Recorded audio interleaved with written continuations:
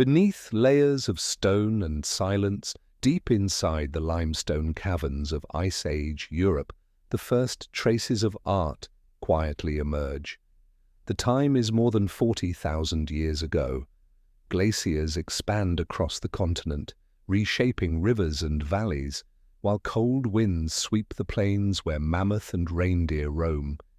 Yet in the hidden spaces beneath the ground, marks of color and form appear. They are fragile signs of something new, the attempt to leave meaning behind, pressed into stone. The walls of caves are damp and cool. Water drips slowly from stalactites, carving patterns that take millennia to form. When early humans, or perhaps even their close relatives, carry fire into these spaces, shadows flicker across the uneven rock. In that wavering light, they touch pigment to surface. Red ochre, ground from iron-rich earth. Black charcoal, left from fires built on the open plain. With these simple substances, a hand moves with deliberate gesture. A line takes shape. A dot is placed. A contour recalls something seen in the world above. Archaeologists trace these beginnings through careful dating of mineral deposits and layers of stone. In the cave of El Castillo in northern Spain, red discs and hand stencils have been measured at more than 40,000 years old. Some may even approach 64,000, far older than once thought possible for art in Europe. This raises a profound question. Were these first signs painted by the earliest Homo sapiens arriving from Africa? Or do they belong to the Neanderthals who lived here long before? The evidence is debated. Some scholars argue the dates may reflect natural processes rather than human hands. Others insist the pattern of the markings, their placement deep inside chambers, speaks of intention. What is certain is that someone carried pigment, mixed it, and applied it in darkness where no practical reason demanded it. The caves themselves became spaces of expression, distant from ordinary life. The effort required to enter, to crawl through narrow passages with flickering torches, suggests purpose beyond survival. Far away, beyond the stone thresholds, the Ice Age world is vast and cold. Sea levels stand lower, locked in glaciers that cover much of the north. The coastlines extend outward, exposing plains where rivers meet the ocean. Herds of horse and bison cross the steppes in their seasonal rhythms. Hunters follow, carrying spears tipped with flint. Families shelter in tents of hide and bone.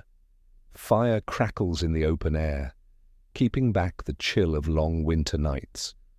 Against this immense backdrop, the act of painting a cave wall is small, yet it endures, while camps and fires vanish without trace. A lesser-known discovery comes from tiny fragments of pigment found far from any cave. In open-air sites, archaeologists have uncovered lumps of ochre scraped and carried by hand. Sometimes the pieces show scoring marks, as if prepared for use.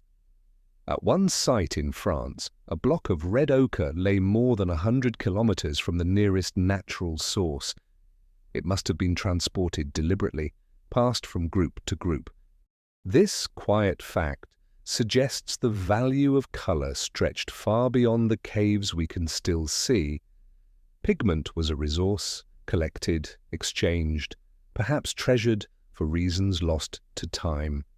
Why art emerges here, at this moment, remains a mystery. Some propose it served ritual, tied to hunting or the cycles of animals. Others see it as communication, a way of sharing knowledge or memory.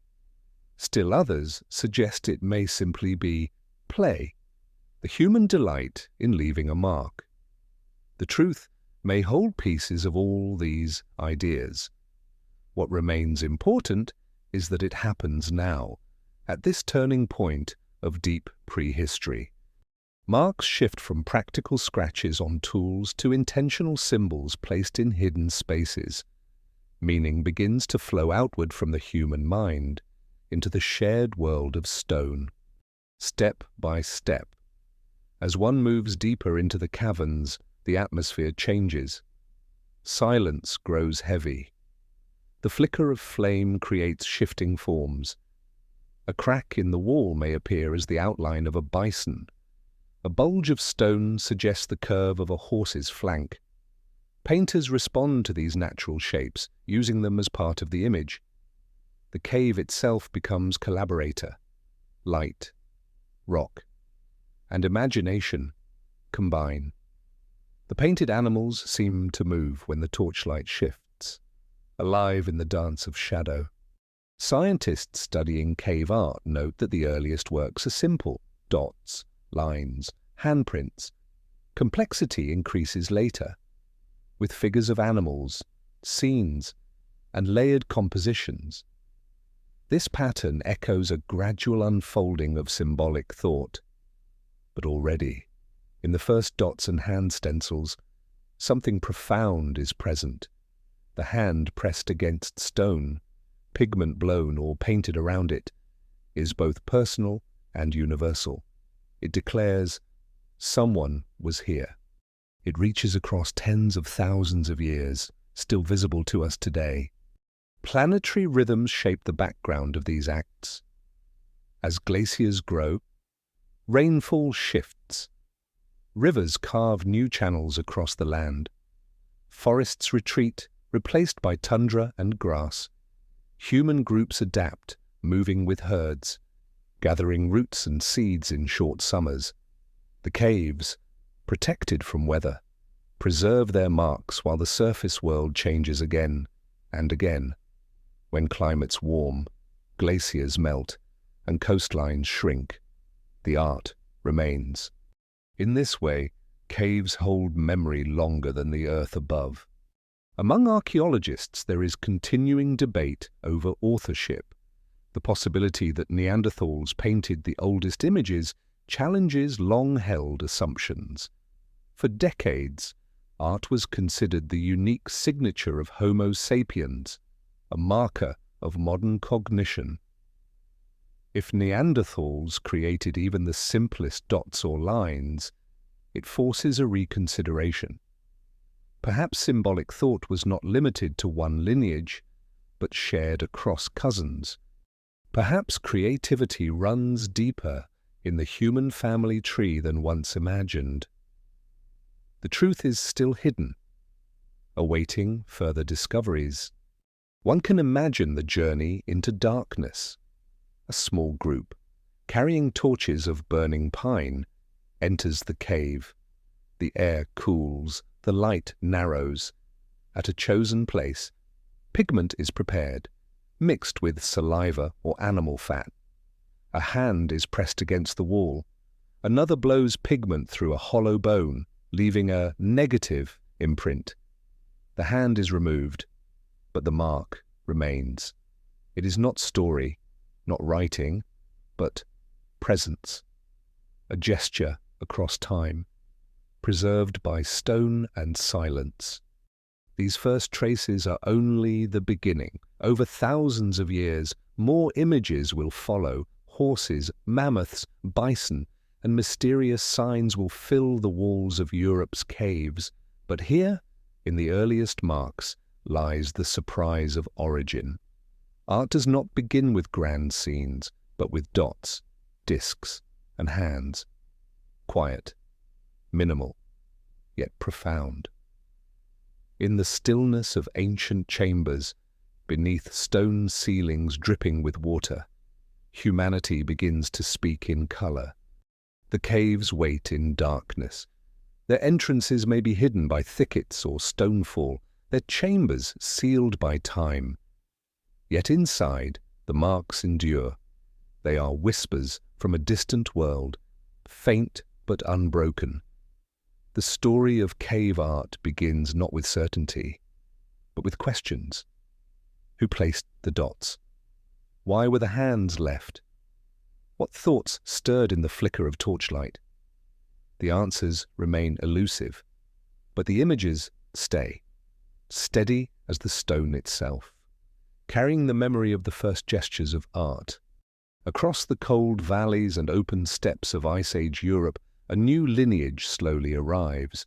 Modern humans, Homo sapiens, move into a land already shaped by glaciers and inhabited by Neanderthals.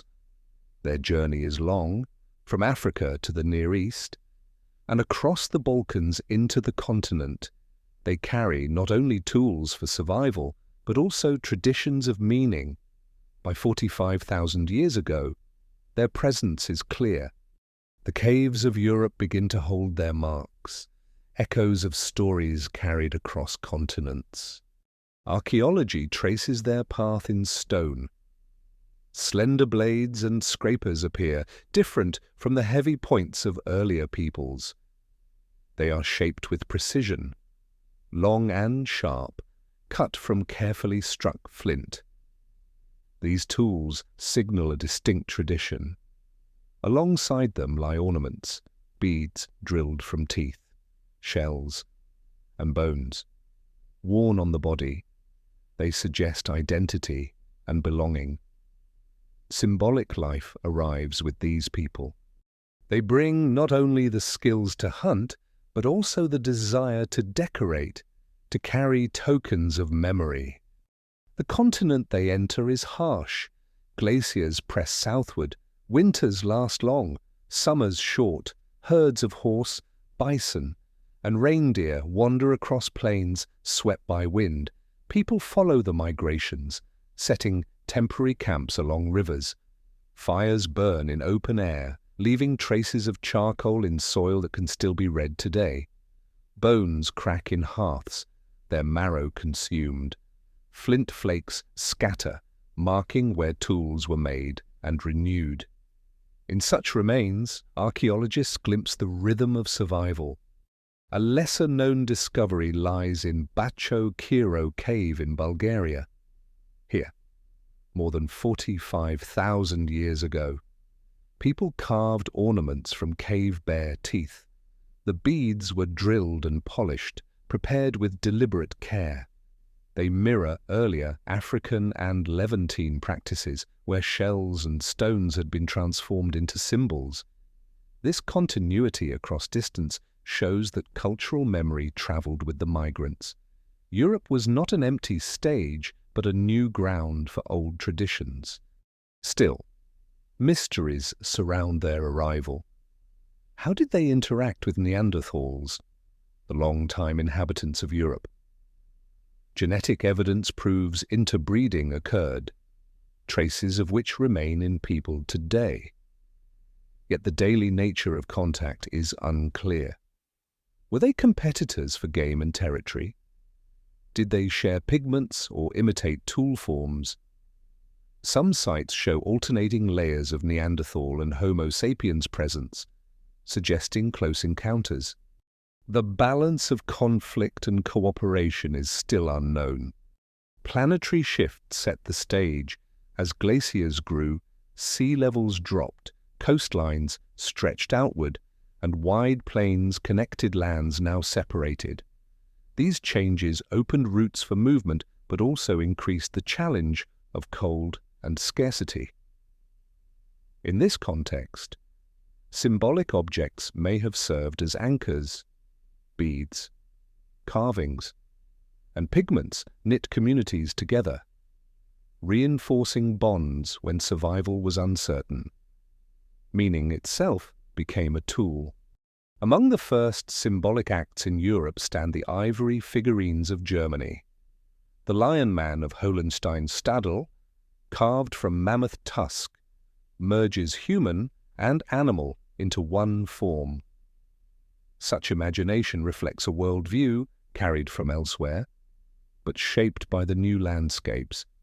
In caves like Vogelherd and Geissenklösterle, other carvings of horses and mammoths appear, showing a tradition rich in detail. Art begins not only on walls, but also in the palm of the hand. Another quiet fact comes from shells found far inland. Some species belonged only to distant seas, hundreds of kilometers away. Their presence reveals either long journeys or exchange across groups. The small beads carried into Europe thus represent more than decoration. They are evidence of networks spanning vast distances. In each pierced shell lies proof of connection, of shared culture stretching beyond local valleys. Scholars debate why symbolic expression flourishes here. Some propose growing populations required new ways to mark identity. Others suggest harsh environments strengthen the need for ritual and belonging. Still others emphasize simple continuity from Africa. The truth may blend all three. What is clear is that, in Europe, symbolism deepens. It expands into images on stone, carvings of ivory, and ornaments buried in soil. The human need to leave a mark becomes impossible to ignore. Imagine a band entering a valley near a glacier. The land is bare, the air biting.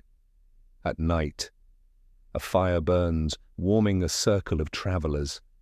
Around it, beads are strung, hides sewn, and pigments prepared. Tomorrow, someone may enter a nearby cave and touch ochre to rock. The act is small, yet it carries immense weight. Africa's legacy meeting Europe's stone. In that gesture, the past and present merge. Climate cycles continue to turn. Forests spread in warmer intervals, then retreat as cold returns. People adapt, moving with herds, shifting camps. Yet through each change, the ornaments endure. Beads and carvings appear again and again, constants in a world of instability. They are fragile but persistent, carried in bags or worn on bodies, linking generations across time. The spread of Homo sapiens thus transforms the symbolic record of Europe. Where Neanderthals left scattered traces, the newcomers leave a flood of objects and images. The difference may reflect population size, cultural habits, or simple preservation. Whatever the reason, the archaeological record after their arrival expands rapidly. More caves bear paintings, more sites reveal ornaments, more evidence points to imagination at work. The story of European cave art cannot be separated from this arrival. Without Homo sapiens, there would be no Chauvet, no Lascaux, no deep galleries filled with bison and horses. But the origins lie earlier, in the beads of Bacho-Quiro, in shells carried inland, in ivory carved into forms of beasts. These objects prepare the way, laying the ground for the paintings to come. The migration is not only of bodies, but of ideas, carried like fire from hearth to hearth. Thus, the entry of modern humans into Europe is more than a movement of people. It is the spread of symbolic tradition, woven from Africa to new lands. The beads and carvings show that art was not invented here suddenly, but transplanted and reshaped. Europe becomes part of a larger story, one of continuity, adaptation, and imagination. In the quiet of caves and the openness of plains, the human urge to create meaning takes root. It will soon blossom into the painted walls that astonish us today. Long before the arrival of modern humans, another lineage left traces across the European continent. Neanderthals, adapted to cold climates and ice age environments, lived here for hundreds of thousands of years. They hunted reindeer, bison, and mammoth. They crafted tools, controlled fire, and buried their dead. For decades, they were seen as skilled but unimaginative, practical survivors without the spark of symbolism. Yet in recent years, discoveries inside caves suggest something different. There are hints that Neanderthals themselves may have painted walls, leaving marks that predate Homo sapiens in Europe. In several caves of Spain, including La Pasiega, Maltravieso, and El Castillo, scientists have dated red pigments and hand stencils to more than 60,000 years ago. At that time, Neanderthals were the only humans living in Europe. If the dating is correct, these simple shapes, dots, discs, linear signs must belong to them. The implication is profound. Symbolic behavior would not be exclusive to modern humans.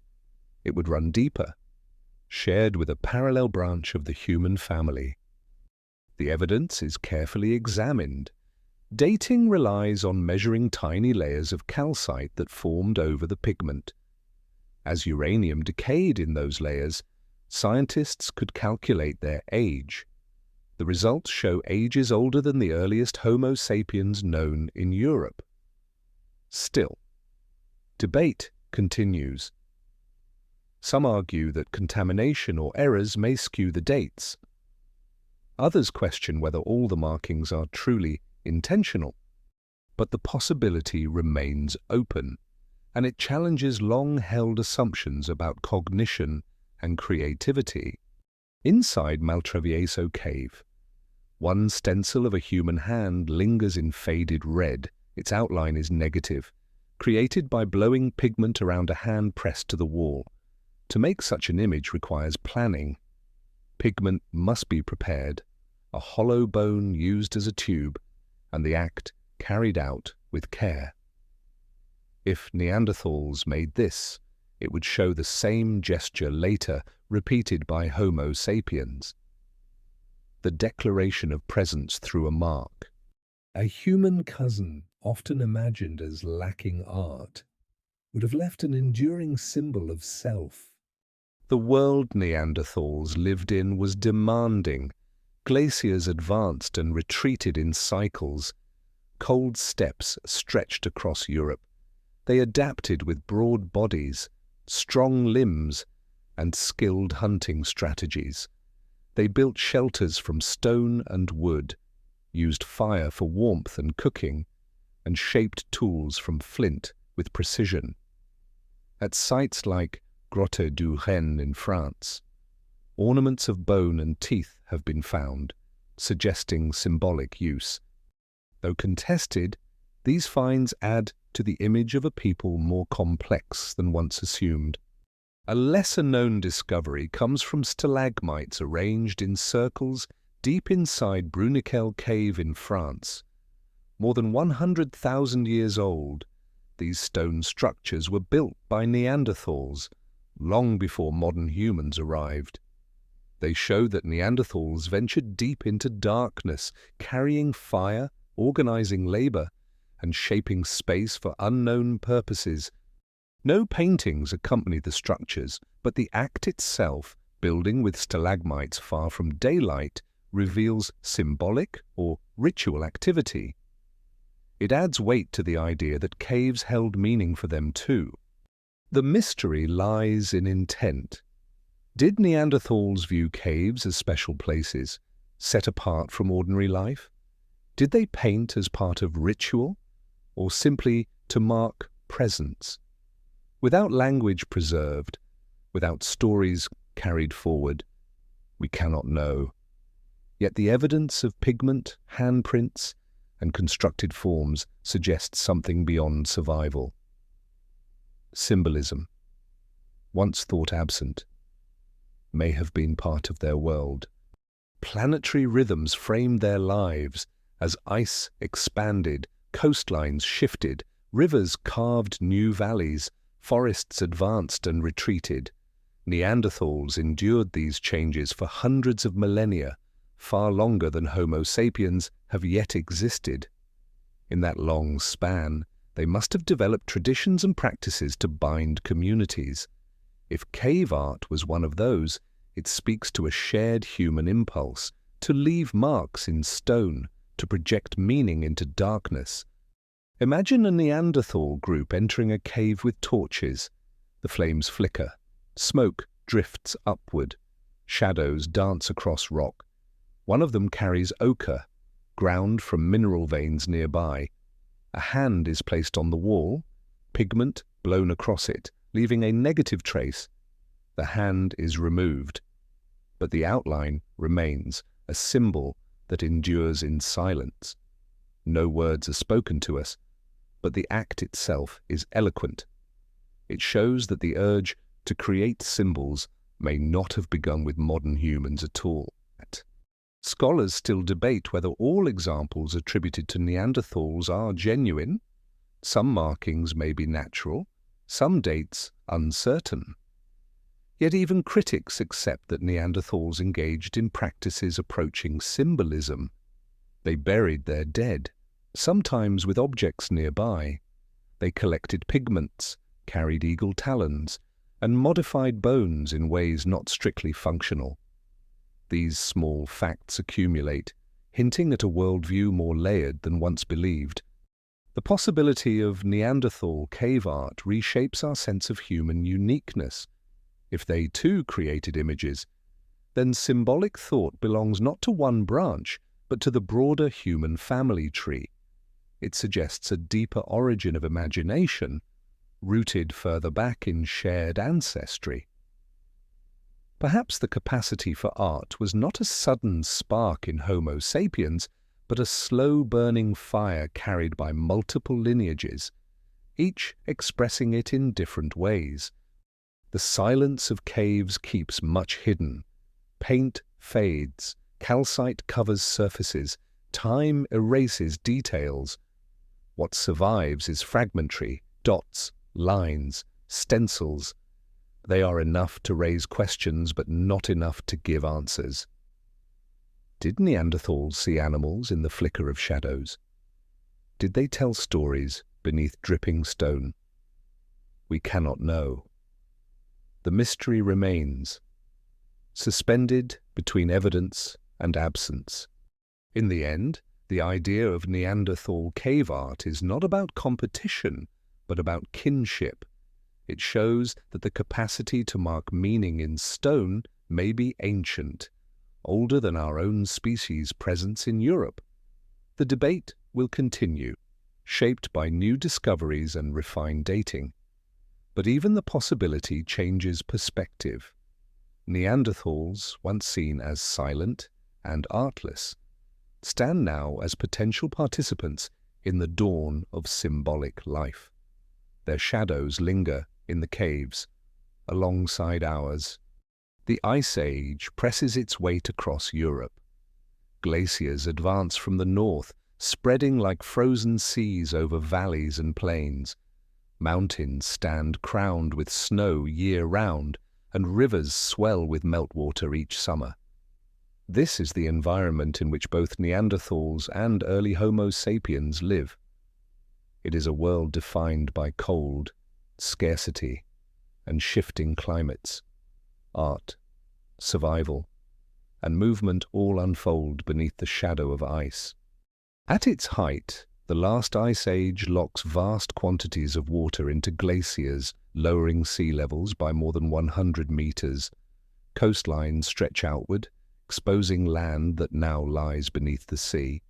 Broad plains connect islands and continents, creating corridors for migration. The air grows dry as moisture is captured in ice. Forests shrink, giving way to tundra and steppe. Herds of mammoth, bison, and horse graze across the open ground, moving with the seasons. People follow them, dependent on their flesh, hide, and bone. Archaeological sites preserve this rhythm of survival. In shelters beneath cliffs, in caves tucked into limestone hills, traces of fire remain: ash, charcoal, cracked stone from repeated heating. Bones litter the ground, some burned, others broken for marrow. Tools of flint and bone are scattered nearby, shaped for cutting hides, piercing flesh, and scraping wood. These fragments, small and weathered, speak of lives lived under immense pressure. They are the remains of communities adapting to the pulse of cold. A lesser-known detail lies in the discovery of twisted plant fibers. dated to nearly 50,000 years ago. Found at a site in France, these fibers suggest that Ice Age people created cordage, weaving strands together to form rope. With rope, shelters could be tied, bags slung, and tools bound more securely. Such finds remind us that survival required not only hunting skill but also quiet crafts easily lost to time. The making of rope, like the shaping of beads or pigments, belongs to the same creative continuum. Yet the Ice Age is not constant. Climate shifts in cycles, driven by the orbit of the Earth and the tilt of its axis. Some periods are bitterly cold, with ice stretching far across the continent. Others bring relative warmth, enough for forests to return, rivers to swell, and grasslands to shrink. People must adapt again and again, moving with changing landscapes. Camps rise and fall, routes shift, traditions adjust. The unpredictability of climate is itself a force shaping human culture.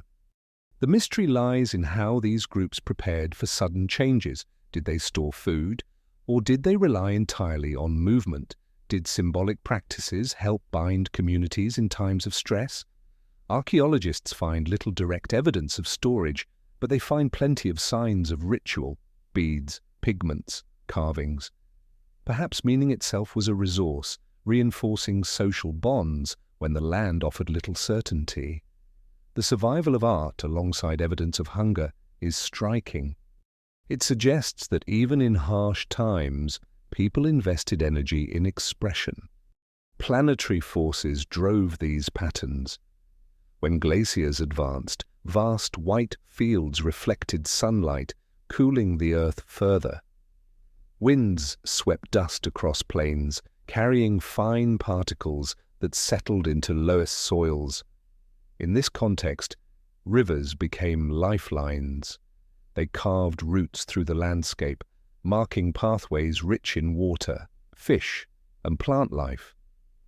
Many caves that hold art are found along these valleys, their entrances opening close to rivers. The presence of water and shelter together created nodes of human activity. Art grew in the same spaces where survival was concentrated. Step by step, as groups returned to familiar valley, they carried knowledge of the land. A cave might be revisited across generations, its walls gaining new marks, its hearths rekindled. The persistence of these places shows a rhythm of occupation tied to Ice Age cycles. In colder times, people pressed south, seeking milder climates. In warmer intervals, they ranged northward again, following animals into freshly opened plains. The caves stand as witnesses, holding layers of soot and pigment across millennia. Imagine the view from a ridge above the steppe.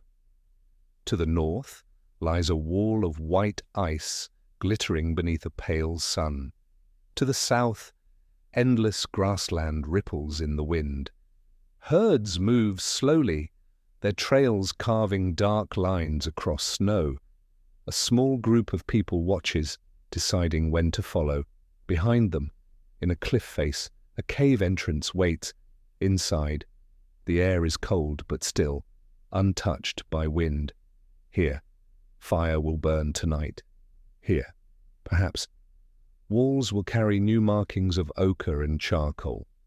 Among archaeologists, debate continues about the relationship between climate stress and symbolic activity. Some argue that art flourished most in harsh periods, serving as a psychological anchor. Others see the opposite, with expression flourishing during relative abundance, when energy could be spared for non-survival tasks. The truth may lie between. The rhythm of art and climate is not linear but intertwined, each influencing the other in subtle ways. The Ice Age landscape is immense, dwarfing the small groups who cross it. Distances stretch wider than modern countries, yet people navigate them with knowledge passed by memory. A migration from the foothills of the Pyrenees to the Danube Valley would span more than 1,000 kilometers, yet such journeys were made across generations. The scale is vast, yet human footprints left in cave mud remind us of presence, small impressions preserved against immense planetary forces. In this cold, fluctuating world, Neanderthals endure for millennia, skilled in hunting and survival. Then, modern humans arrive, carrying traditions from Africa and beyond. For a time, both lineages overlap, sharing the same landscapes beneath the same advancing ice. Their meeting is shaped by climate, their survival determined by adaptation. The cave art of Europe grows from this crucible, a product of people who lived on the edge of glaciers, shaped by cold winds and fleeting warmth. The Ice Age is not merely background but a force at the heart of the story. It sculpts valleys, sets coastlines, dictates movement. It presses people into caves, drives them across plains, and shapes the very rhythms of their lives. Beneath its weight, art takes root, not in defiance of the cold, but as part of life within it. In the stillness of frozen landscapes, human marks on stone become a constant, carrying memory across generations. Deep inside the caves of Ice Age Europe, the darkness is almost complete. The air is heavy and cool, still and silent. To enter these spaces, people must carry light with them. Without fire, the passages remain inaccessible, their shapes hidden. With fire, shadows leap across the walls, and the stone itself seems alive. It is within this fragile sphere of torchlight that the first images are made. The presence of flame transforms the cave from a place of stone into a surface for memory and meaning. Archaeologists study traces of these ancient fires. Charred pine torches are found in caves such as Chauvet in France. Burn marks stain the ceilings, where smoke rose and clung. In some places, blackened smudges appear on walls, evidence of soot and resin. The people of the Ice Age carried branches bound with resinous wood, or splinters of pine that burned brightly for a short time. They left them behind in niches, where they burned down to ash. These torches allowed them to move deeper, step by step, into chambers far from daylight. The effect of torchlight on rock is striking. The uneven surfaces cast moving shadows. A crack in the wall might resemble the outline of an animal. A bulge of stone could appear as the curve of a flank. In flickering light, the cave itself suggests images. Painters responded to these shapes, drawing lines that merged with natural contours. The result was art that seemed animated, shifting as the torch flame moved.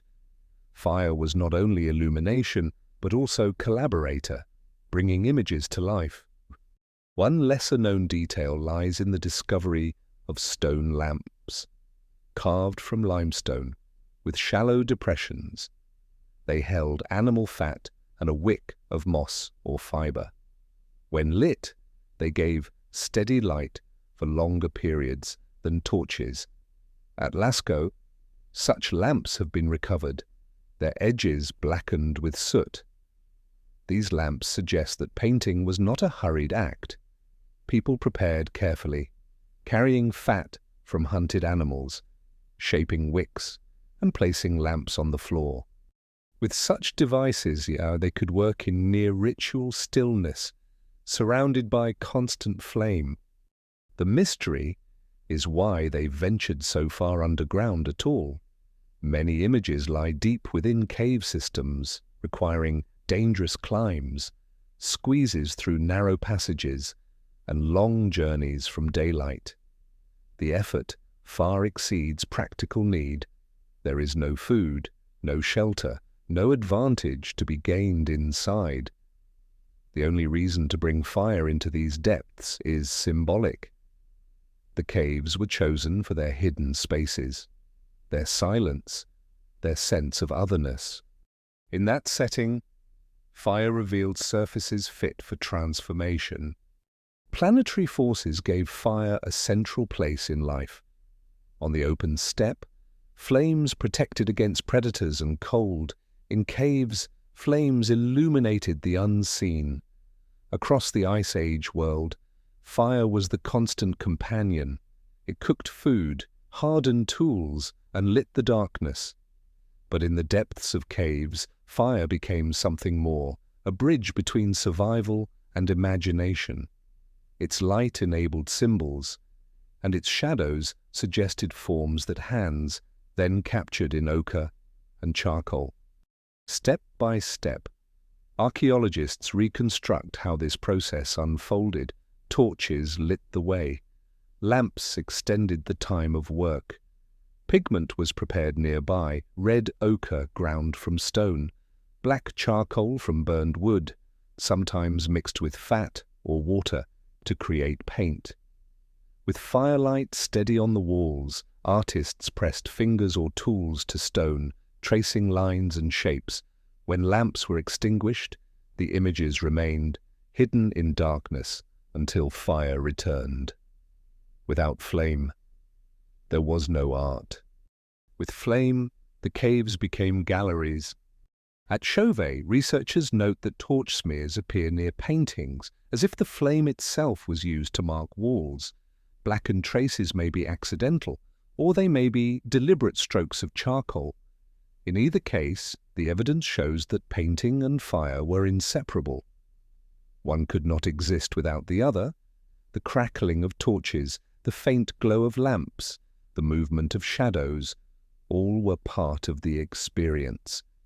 For the people inside, art was not static, but dynamic, alive in the shifting glow. Imagine the scene. A narrow entrance opens into darkness. A small group enters, carrying torches that hiss as resin burns. The passage narrows, then opens into a vast chamber. Flames leap upward, revealing stalactites glistening with moisture. A lamp is set on the ground. Its soft light spreads outward, steady and calm. On the wall, the outline of a bison begins to emerge. A hand dips into pigment, pressing black lines against stone. The image grows in silence, broken only by the crackle of flame and the drip of water. The use of fire also left indirect evidence. In Lascaux, archaeologists have found charcoal fragments that could be dated with precision. These allow us to know when the fires burned, anchoring the age of the paintings. Radiocarbon dating of charcoal has revealed that some images were created more than 17,000 years ago. In this way, fire not only illuminated art, but also preserved its history. The remnants of flame became clocks by which we measure the past. Scholars continue to debate whether fire had ritual significance beyond its practical role. Was the lighting of lamps itself a ceremonial act? Did the gathering around flames in the depths of caves carry meaning separate from the paintings? We cannot know. Yet the deliberate placement of lamps, the repeated journeys into dangerous spaces, and the endurance of images all suggest a deeper purpose. The cave, the fire, and the painting were parts of a whole, each element supporting the other. Planetary rhythms again remind us of scale. As glaciers advanced, the nights grew longer and darker. Fire became essential, not optional. Its light cut through the endless cold, binding groups around warmth. In the caves, this same light opened another realm, a hidden one beneath the earth. The flames connected the ordinary to the extraordinary, the daily to the symbolic. Without fire, the story of European cave art could not have begun. The surprising truth is that art and flame are inseparable in this early chapter of human history. To make marks in darkness required not only imagination but also mastery of fire. Torches and lamps were as vital as pigment and stone. They created the conditions in which animals could move across walls, in which hands could leave their stencils, in which meaning could endure for millennia. Fire was both tool and symbol, a light carried into darkness that revealed humanity's first shared visions. In the cave of El Castillo in northern Spain, a cluster of red discs dots the walls. They are simple shapes, circles of pigment pressed onto stone more than 40,000 years ago. At first glance, they seem modest compared to the elaborate animals of later caves. Yet these discs may represent some of the oldest intentional images in Europe. Their presence raises questions about who made them, why they were created, and what they meant in a world shaped by ice, migration, and survival. The red discs of El Castillo were discovered in a long chamber where natural rock curves like a shallow dome. They are not isolated marks. Hand stencils appear nearby, their outlines formed by blowing pigment around palms pressed to stone. Together, the dots and hands form one of the earliest known panels of cave art on the continent. Archaeologists have dated the calcite crusts that partially cover the discs. The results suggest an age of at least 40,000 years, possibly older. Some dates even extend to 64,000 years, a time when only Neanderthals occupied Europe. If these older dates are correct, the implication is striking. The discs could be the work of Neanderthals, long before Homo sapiens entered the Iberian Peninsula. If the younger dates are correct, then the first modern humans arriving in Europe made them. Either way, the discs stand at the threshold of symbolic expression in European caves. They show that the earliest marks were not detailed depictions of animals, but simple forms of color, applied with deliberate intent. A lesser-known detail about El Castillo is the method used to create some of the discs. The pigment seems to have been dabbed onto the wall with pads of material, perhaps moss or chewed fibers. This is different from later techniques, where pigment was blown through hollow bones to create stencils or applied with brushes of hair. The method is important because it shows experimentation. Early artists were testing ways to transfer color onto stone, shaping traditions that would later become more complex. The mystery lies in the meaning of these discs. Some scholars see them as symbols, perhaps markers of place or group identity. Others suggest they may represent counting, recording events, or even lunar cycles. Still others argue that they may not carry specific meaning at all, but serve as the foundation of visual practice. Without direct evidence, the interpretation remains open. The only certainty is that someone entered the cave, prepared pigment, and placed discs in deliberate clusters on the wall. Planetary-scale rhythms framed these acts. At the time, sea levels stood lower, exposing broad plains along the coasts. Herds of animals moved across landscapes shaped by glaciers, rivers, and open grassland. People followed them, returning to familiar valleys season after season. The caves, sheltered and stable, became fixed points in a changing world. As climates shifted, as ice advanced and retreated, the caves preserved the marks of pigment, locked in darkness while the land above transformed again and again. Step by step, the red discs remind us of the beginning of a tradition.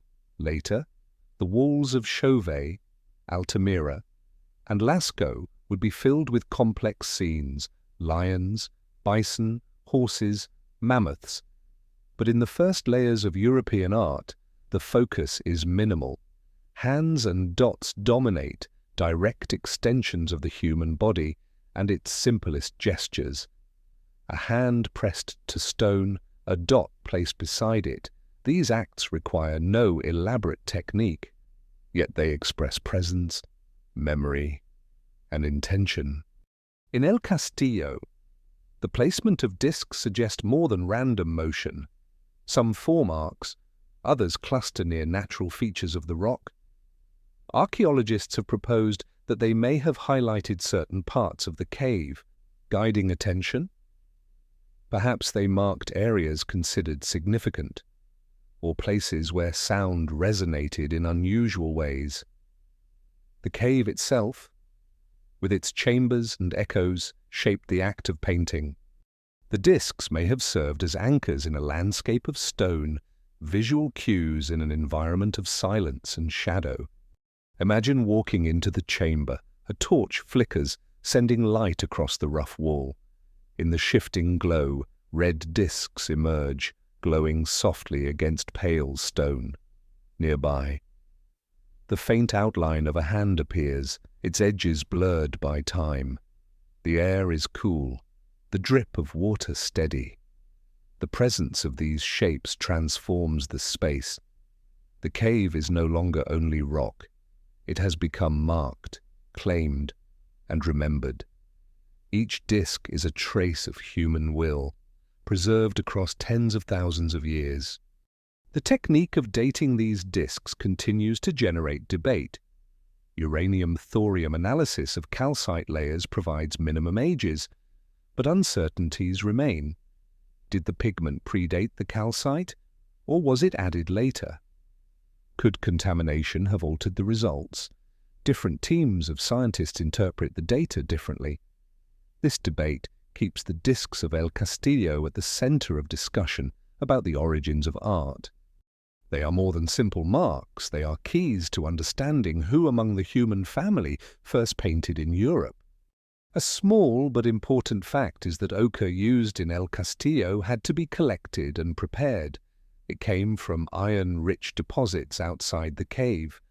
Someone gathered it, ground it to powder, mixed it with liquid, and carried it inside.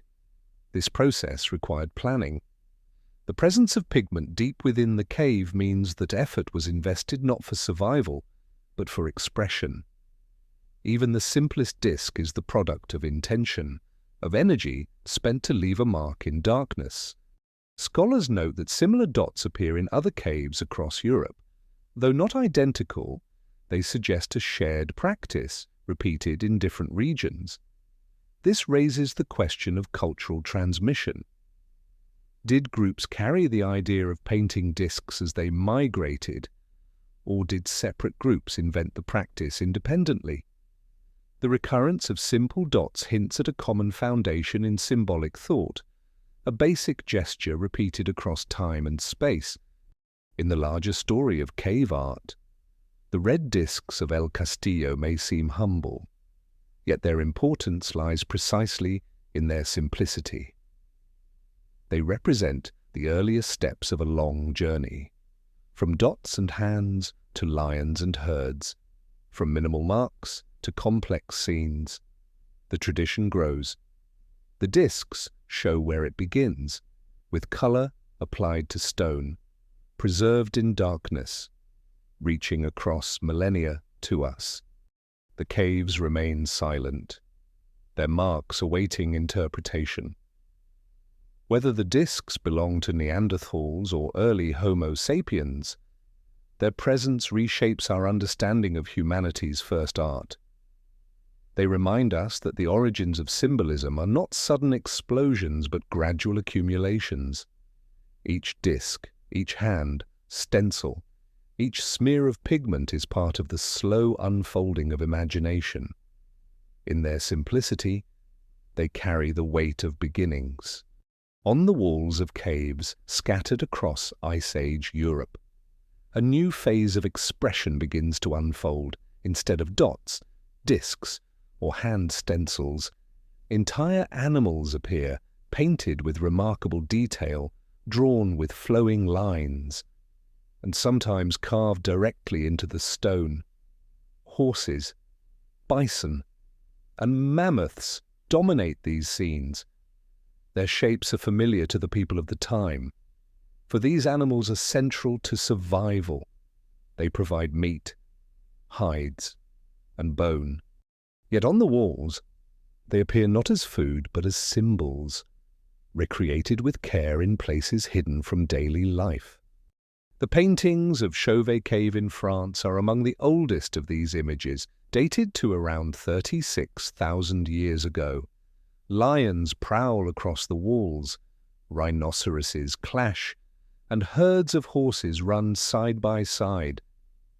The artists captured movement with astonishing skill, legs bent in stride, heads turned mid-motion, bodies overlapping to suggest depth. The same is true at Altamira in Spain, where bison fill the ceiling, their flanks painted in red and black, their forms echoing the bulges of the rock itself. These scenes reveal a level of observation and memory far beyond simple representation. Archaeologists study the techniques behind these works. Pigments were ground from minerals, red ochre, black manganese, white kaolin. Brushes of hair, pads of moss, and hollow bones for spraying were used to apply colour. Lines were incised with flint to sharpen outlines. Sometimes, rock surfaces were scraped clean to create contrast before painting. The process was deliberate and complex, required planning, preparation, and knowledge of materials. These paintings were not accidents. They were crafted with intention, step by step, in the glow of torchlight. A lesser-known detail comes from the cave of Ecane in the Basque region of Spain. Here, the walls hold an exceptional gallery of horses, painted with careful shading that suggests muscle and movement. What is striking is not only the quality of the images, but their grouping. Horses dominate, far more than any other species.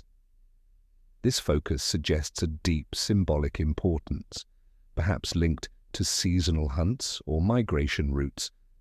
While bison and mammoth appear elsewhere, the horses of Ecane remind us that different caves carry different emphases, reflecting the knowledge and traditions of local groups. The meaning of these animal figures remains uncertain. Some scholars suggest they represent hunting magic, an attempt to control or influence the availability of prey. Others argue they are records of memory, preserving the appearance of animals important to life. Still others see them as part of ritual or teaching, a way to share knowledge with younger generations. The truth may be a combination of all three. What matters is that these animals are not drawn casually. They are placed with care, repeated across caves, and remembered in pigment that endures for tens of thousands of years. Planetary rhythms again set the stage. As the last ice age advanced, vast grasslands stretched across Europe. These environments supported immense herds of grazing animals. Horses, bison, and mammoths thrived in numbers that shaped both ecosystems and human life.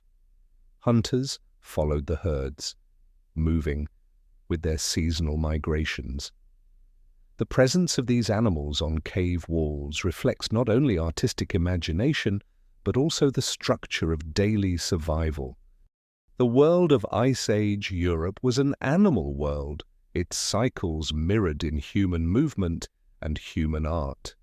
Step by step, the scale of cave paintings expanded in Lascaux, discovered in France. Entire panels are filled with animals, layered one upon another. The Hall of the Bulls, famous for its sweeping figures, shows animals painted larger than life, some stretching more than 5 meters across. Such size suggests collective effort, with multiple artists contributing over time. The chamber itself amplifies the experience. Torchlight flickers across the massive figures, making them seem to move in rhythm with fire. The cave becomes not just a shelter, but a stage, where light, shadow, and art combine. Another subtle detail is the use of perspective. Some paintings show animals with heads turned or bodies foreshortened, techniques that suggest early attempts at three-dimensionality. The artists understood how to convey depth, how to overlap figures, and how to place them in ways that suggested motion. This ability reflects careful observation of living animals. Hunters who studied herds on the steppe carried those memories into caves, translating movement into line and color. Imagine the scene in Lascaux. A small group gathers in the Hall of the Bulls. Lamps burn with fat, their light steady and warm. One person presses pigment into stone, outlining the curve of a horn. Another shades the flank with red ochre, darkened with black to suggest depth. The sound of dripping water echoes in the chamber. Outside, the world is harsh, but inside, the walls come alive with animals that seem eternal. For a moment, the cave is transformed into a gallery of living forms. The mystery is why these animals were chosen and not others. Predators such as wolves and bears appear rarely, though they played roles in daily life. Instead, herbivores dominate, those species hunted in great numbers. Perhaps their importance for food and material made them central to symbolic life. Or perhaps they were revered for their power, speed, or abundance. Whatever the reason, the repeated presence of horses, bison, and mammoths shows a shared focus across regions and generations. Planetary cycles again influence interpretation. During cold phases, or when grasslands stretched wide, herds grew immense. During warmer phases, forests spread, and populations of grazing animals shifted. These changes may have been recorded symbolically on cave walls, not as literal maps but as reminders of cycles. The animals painted in darkness could reflect the rhythms of survival outside, linking the hidden world of caves to the open world of plains. Archaeologists continue to uncover layers of painting that reveal long histories of use.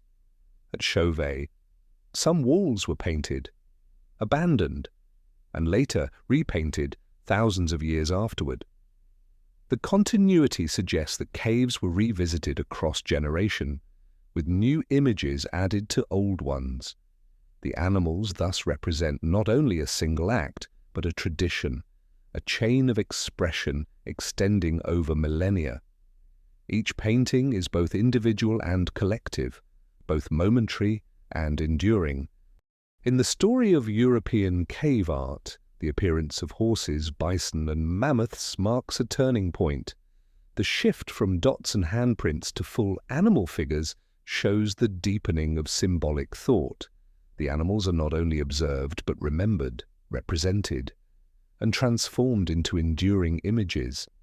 They link survival to imagination, the hunt to the hidden spaces of caves. In their presence, we see the first great galleries of prehistory, alive with the creatures of the Ice Age. Beyond the lifelike depictions of horses, bison, and mammoths, another layer of cave imagery emerges.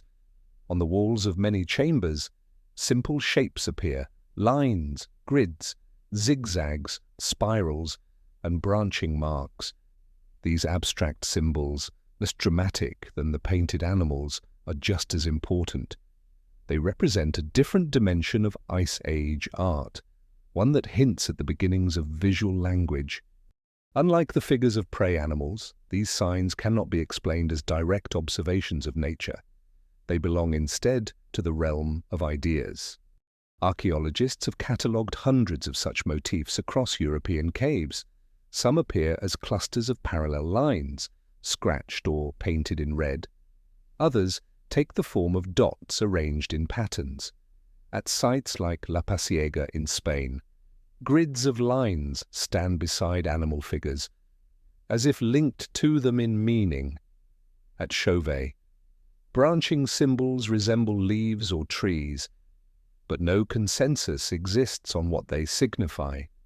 These marks occur again and again across regions and time, suggesting that they were not random doodles but deliberate signs passed along as traditions.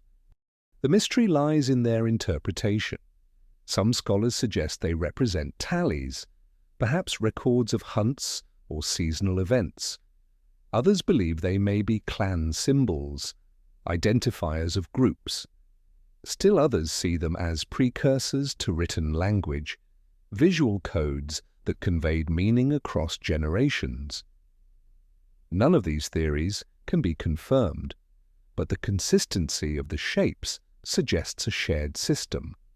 The repetition of grids, zigzags, dots across thousands of kilometers implies more than coincidence. It implies that Ice Age peoples recognized and transmitted symbolic forms as part of their culture. One lesser-known detail comes from the work of researchers who compared motifs across dozens of caves. They identified around 32 recurring shapes, including triangles, spirals, ladder-like patterns, and Y-shaped signs. These symbols appear repeatedly over a span of 20,000 years. Such continuity suggests not only memory but also communication. The same signs painted in France also appear in Spain and Italy, hinting at networks of shared ideas across vast distances. The possibility that Ice Age people used a structured system of marks remains one of the most intriguing debates in archaeology. Planetary rhythms again provide context. As ice sheets advanced and retreated, human groups moved across Europe, following herds and shifting habitats. Yet even as landscapes changed, the same symbols appeared. This endurance suggests that the signs served as anchors of identity, carried with people wherever they went. Just as beads or ornaments could symbolize belonging, abstract cave marks may have served to tie groups together. They were portable in memory, easy to reproduce and enduring in stone. Imagine a panel deep within a cave. A bison is painted in bold strokes of ochre, its body curved across the wall.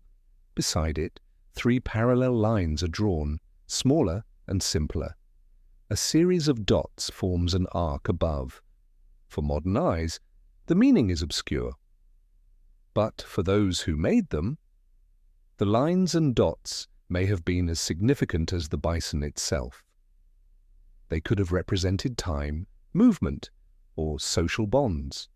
In this way, abstract art expanded the possibilities of expression, reaching beyond representation into symbolism. The tools used to create these marks were the same as those for animal figures. Pigments of red ochre and black manganese provided color. Flint tools incised sharp lines into stone. Fingers and pads of moss were used to smear or dab paint. The simplicity of the shapes required no great technical skill, yet their power lay in repetition. A line or a dot is easy to make, but when repeated across generations, it becomes tradition. The persistence of these marks is what makes them so striking. A subtle example comes from Pec Merle Cave in France, where hand stencils appear beside clusters of dots and zigzags.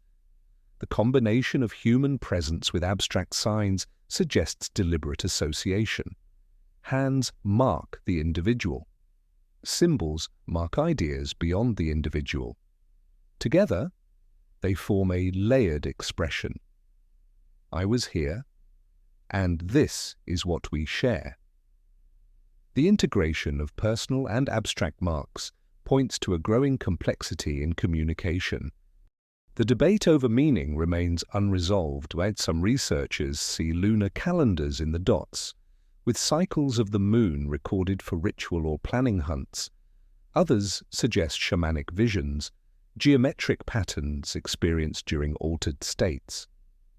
Still others prefer to see them as purely decorative. Each theory has supporters. but the absence of direct evidence leaves the question open. What is certain is that these marks were not idle.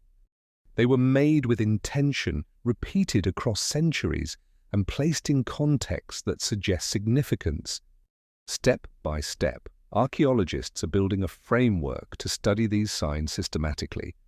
By mapping their distribution, comparing their shapes, and analyzing their placement relative to animals, they hope to uncover patterns. Already, they see that certain symbols cluster with specific species, grids near horses, dots near bison. Whether this reflects ritual association, ecological observation, or storytelling remains to be seen. The work continues, with each cave offering fragments of a hidden code. Planetary scale change again reminds us of the fragility of knowledge. As glaciers grew and melted, as coastlines shifted, entire regions were abandoned or resettled. Yet through these upheavals, the same symbols persisted. This resilience suggests that the abstract signs were deeply embedded in culture, not tied to one place but carried across landscapes. They endured even as rivers changed course and valleys filled with ice. The marks in caves are not just images but echoes of a system that helped people navigate a world in flux. Imagine standing in darkness, torch in hand, before a wall filled with both animals and signs. The animals remind you of the herds you hunt, the cycles of the steppe. The signs remind you of bonds, traditions, or rhythms beyond the immediate. Together, they form a language of stone, silent but enduring. For us, the meaning is lost. For them, it was alive, embedded in daily life. In the story of cave art, these abstract symbols show that human imagination was not limited to representation. It reached into the realm of ideas, shaping marks that carried meaning across time and space. The grids, dots, and zigzags are not less important than the animals. They are part of the same unfolding tradition, the same human need to leave traces of thought. They remind us that language does not begin suddenly with writing but emerges gradually, in marks repeated on stone, waiting to be read. Deep in the chambers where paintings appear, sound takes on unusual qualities. A single voice, a clap of hands, or the strike of stone against stone can echo through passages, resonating in patterns that seem to carry farther than expected. Archaeologists and acousticians studying these caves have noticed a striking correlation. Some of the richest clusters of art lie in places where echoes are strongest. This suggests that the makers of Ice Age art were not only attentive to what they saw in firelight, but also to what they heard in darkness.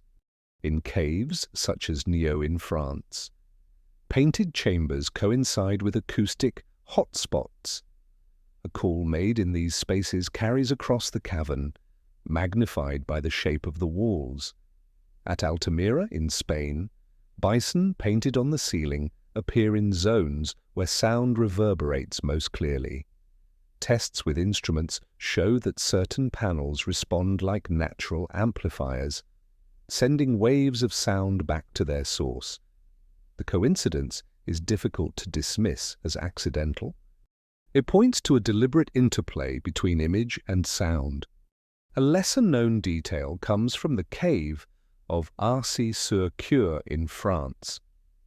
Researchers there tested acoustic properties by singing, clapping, and playing instruments within the chambers. They found that decorated panels matched precisely with points of maximum resonance. In other words, people of the Ice Age may have chosen to paint in places where sound behaved in special ways. Whether they sang, drummed, or simply listened, the cave became an environment of performance, combining visual art with acoustic experience. The mystery is what role sound played in these spaces. Some suggest that echoes were interpreted as voices of spirits or animals, and that painting in resonant chambers linked images with unseen presence. Others argue that the sound helped in ritual, guiding rhythm for movement or chant. Still others see it as practical, with sound used to mark orientation in the dark. The truth remains uncertain. What is clear is that acoustics mattered, shaping not only experience but also the placement of art itself. Planetary rhythms may have reinforced this connection. In the Ice Age world, sound was critical for survival. On open steppes, hunters listened for the movement of herds or the calls of predators across distance. In dense forests, echoes could mislead or guide. Carrying this sensitivity into caves, people would have noticed how sound changed in enclosed spaces.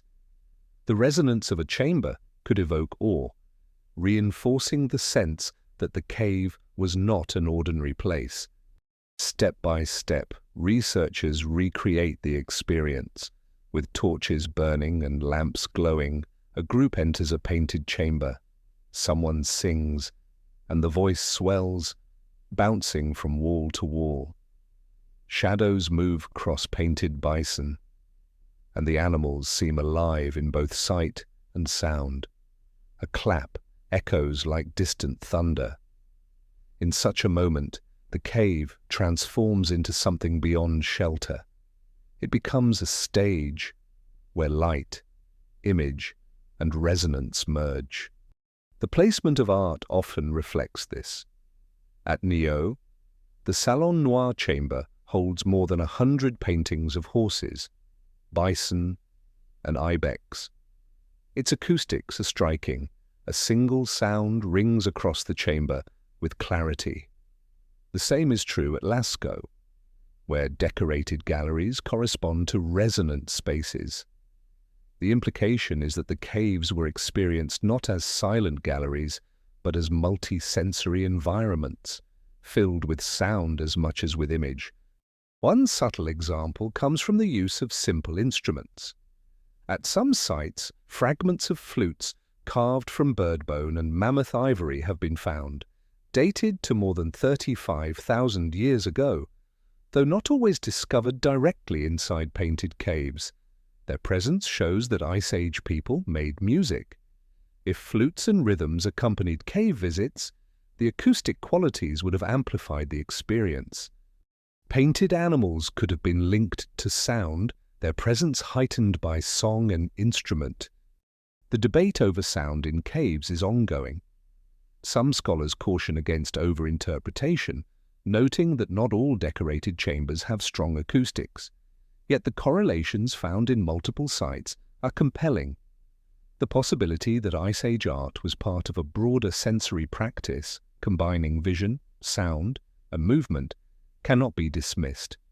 For now, the evidence invites us to consider caves as more than visual spaces. They were places where senses overlapped, where image and echo shaped memory together. Planetary scale change again gives perspective. In a world dominated by ice, darkness, and cold, sensory experience was precious. Fire brought light, pigment brought color, sound brought presence in silence. These elements, combined in caves, created environments unlike any on the surface. The caves may have been perceived as gateways, places where human and natural forces converged. The echoes that amplified voices could have felt like responses from the stone itself, reinforcing a sense of connection with the environment. Imagine standing in a painted chamber, holding a torch. On the wall, a herd of horses runs in ochre and black. You clap your hands, and the sound rebounds, layered upon itself. For a moment, it feels as though the animals answer. The chamber is filled not only with light and color, but also with resonance, alive with both sight and sound. In this setting, art becomes more than a mark. It becomes part of an immersive world, inseparable from the cave's natural acoustics. A lesser-known fact is that some signs and dots cluster in especially resonant areas, even when animals do not. This suggests that abstract symbols, too, may have been connected to sound. Perhaps they marked special spot, points where echoes were strongest, functioning almost as acoustic markers. If so, the marks were not only visual but functional, guiding experience within the cave. This connection between sign and sound expands the role of abstract art beyond speculation, rooting it in sensory reality. The persistence of this pattern across sites points to shared traditions. From France to Spain, decorated caves align with acoustic features. Whether the practice spread through migration or arose independently remains unclear. But the result is the same: art and sound intertwine. The survival of this relationship across thousands of years suggests it was deeply meaningful to those who practiced it. In the unfolding story of European cave art, echoes remind us that creativity extended beyond vision. The caves were chosen not only for surfaces but also for sound. They were environments shaped by firelight and resonance, where people painted animals and signs in places where their voices rang loudest. The integration of image and echo marks another dimension of symbolic life, one that cannot be seen in pigment alone, but must be felt in the vibration of stone. Alongside the grand murals hidden in caves, another world of art and symbolism traveled with Ice Age people across the open landscape. These were the objects that could be carried: small carvings, decorated tools, and beads strung into ornaments. Known today as portable art, they provide a second dimension to the story of early symbolism. While cave paintings stayed in darkness, unseen by most, these items moved through daily life, accompanying people as they hunted, gathered, and migrated. They remind us that expression was not confined to stone walls, but lived in the hands and on the bodies of those who made it. Archaeologists have uncovered countless beads made from bone, ivory, and shell. Some were pierced and polished, showing careful craftsmanship. Others were tiny, no more than a few millimeters wide, yet drilled with astonishing precision. At sites in France, Germany, and Italy, strings of such beads have been found in burials, suggesting they were worn as necklaces or sewn into clothing. These objects may have marked identity, clan affiliation, or social status. They also served as visible symbols in everyday life, unlike cave art, which remained hidden until revisited. One lesser-known discovery comes from Sungir, a site in Russia dated to around 34,000 years ago. Here, burials of adults and children were found covered with thousands of ivory beads. Each bead required an hour or more of work, shaping and drilling from mammoth tusk. To create thousands would have taken immense effort, perhaps hundreds of hours of labor. Such dedication shows the importance of these ornaments. They were not merely decoration, but deeply meaningful, woven into ritual and memory. The mystery is why people invested so much energy in objects that offered no practical survival advantage. Some scholars suggest beads acted as social glue, binding communities by displaying shared traditions. Others argue they served as trade items, moving along networks that linked distant groups.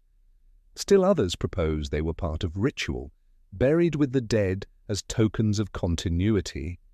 The true meaning remains uncertain, but the persistence of beads across thousands of years and vast distances shows their significance.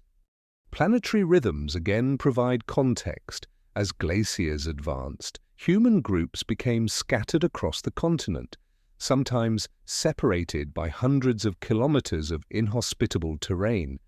In such conditions, ornaments may have acted as visible signals of identity.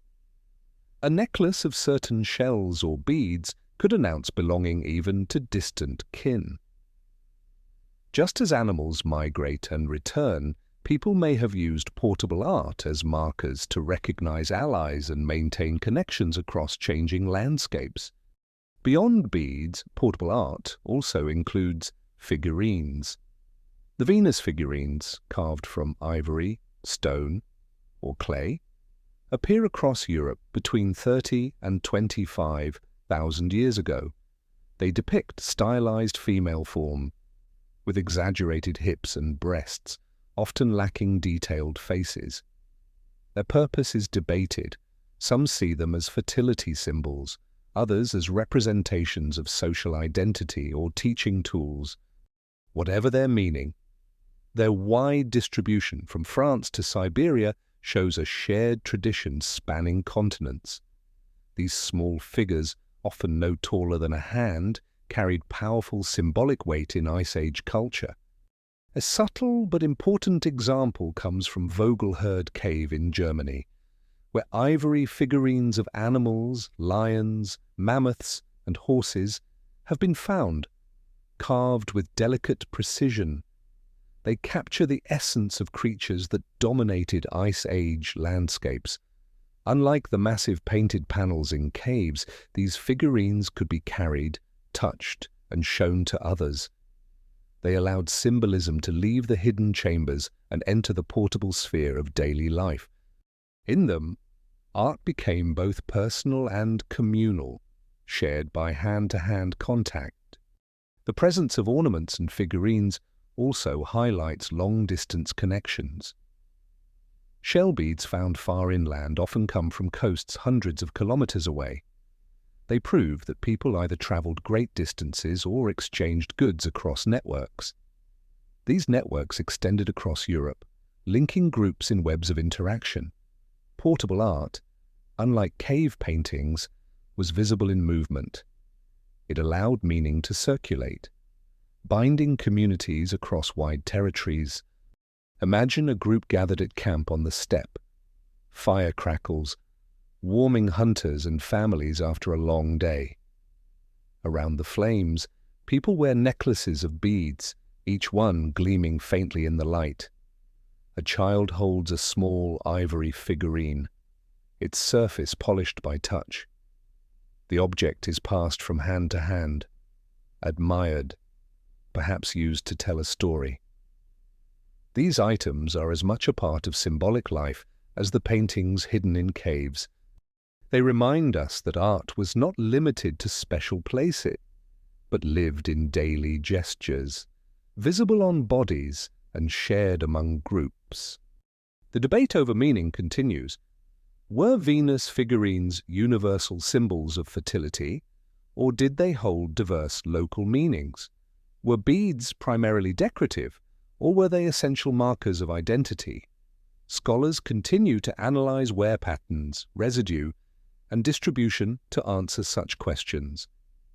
Yet the persistence of portable art across time is itself evidence of importance.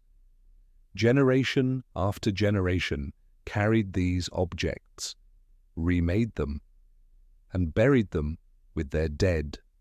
The tradition was not fleeting, but enduring.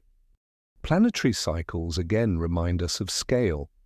As climates shifted, groups dispersed and reunited, their ornaments and figurines providing continuity. When forests advanced during warmer phases, beads still appeared. When steppes expanded in colder intervals, figurines continued to be carved. These small objects endured across changing landscapes, binding communities to shared traditions. They show that even as the earth itself shifted, symbolic practices remained stable. One overlooked fact is that portable art required tools as advanced as those used for hunting. To drill beads or carve ivory, people used fine flint points, bone awls, and careful pressure. The skill required rivaled that of toolmaking for survival. This reveals a cultural choice to devote equal energy to expression as to necessity. The balance between practical and symbolic labor reflects the deep integration of art into life. In the larger story of Ice Age symbolism, Portable art complements cave paintings. The paintings created spaces of awe, hidden and enduring, linked to darkness and echo. The ornaments and figurines created continuity in daily life, linking individuals, families, and communities together. They form a complete system of expression, one fixed in stone, the other carried across landscapes. Both survive today, reminding us that meaning was as vital as food and fire in the Ice Age world. Portable art thus reveals a culture that extended beyond survival. It shows the human urge to create, to mark identity, to carry memory. Beads, figurines, and decorated tools remind us that art was not confined to caves, but woven into every aspect of life. In the quiet of burials, in the light of fire, in the touch of polished ivory. Ice Age people expressed who they were and what they valued. These objects endure as whispers of their lives, small in size but immense in significance. As Ice Age groups spread across Europe, separated by mountains, rivers, and glaciers, a remarkable pattern appears. In distant caves, sometimes hundreds or even thousands of kilometers apart, similar motifs emerge. Horses painted in running herds, bison drawn with sweeping horns, and abstract signs, dots, grids, and zigzags recur from France to Spain, from Italy to the heart of Germany. These shared styles raise a question. How did such similarities arise across regions divided by immense distances and shifting climates? The answer lies in the networks of contact that bound Ice Age Europe together, fragile but persistent. Archaeologists trace these connections through both art and material culture. Shell beads found deep inland, far from their coastal origins, reveal movement or exchange across hundreds of kilometers. Pigments, too, were sometimes carried long distances, suggesting trade or shared access to specific quarries. In the patterns of cave art, parallels appear that cannot easily be explained as coincidence.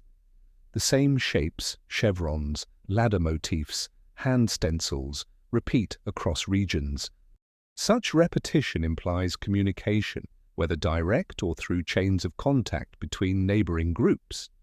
A lesser-known example comes from the caves of the Dordogne region in France and Cantabrian Spain.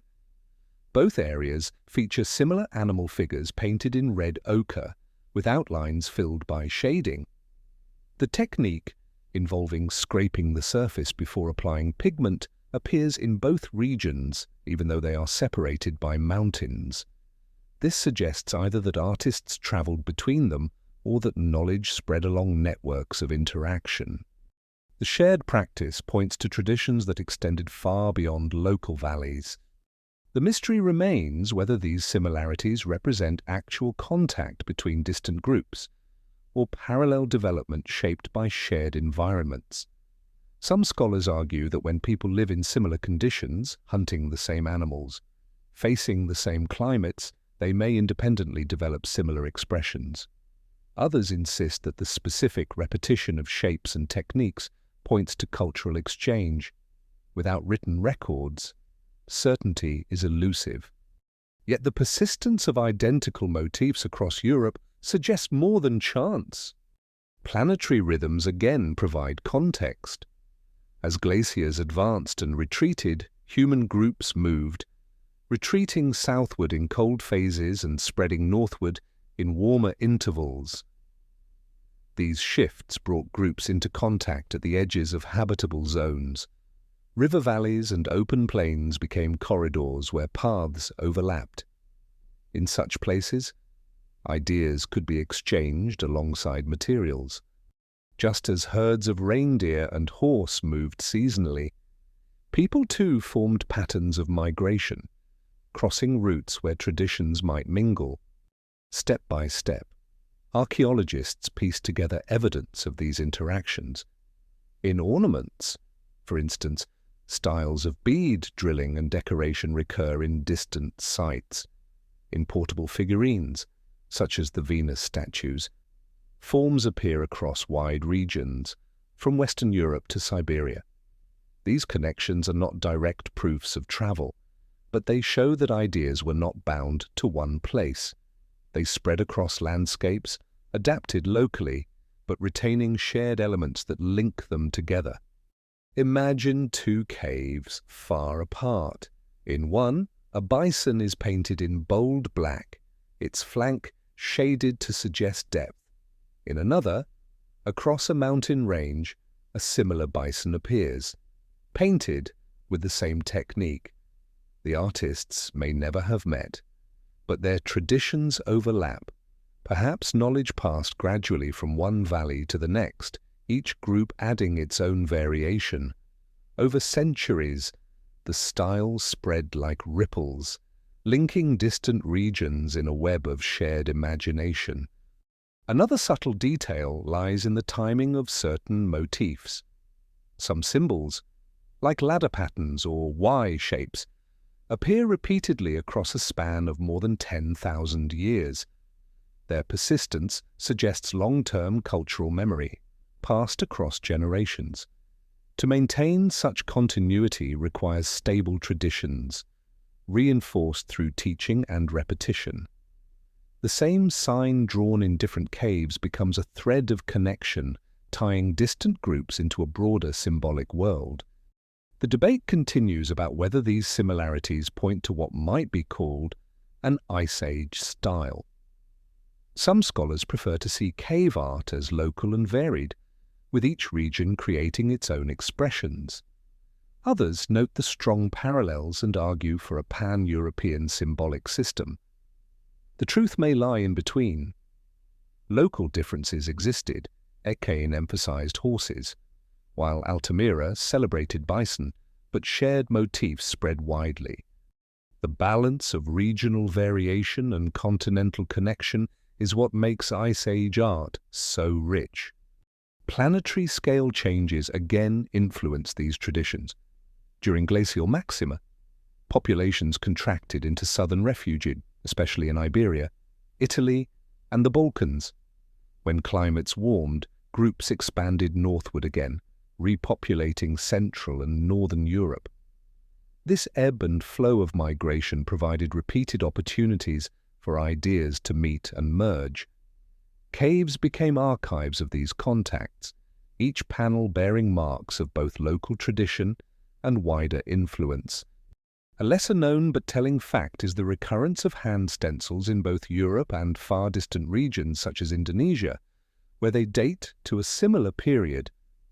While this does not imply direct contact, it shows that the gesture of marking presence with a hand was nearly universal.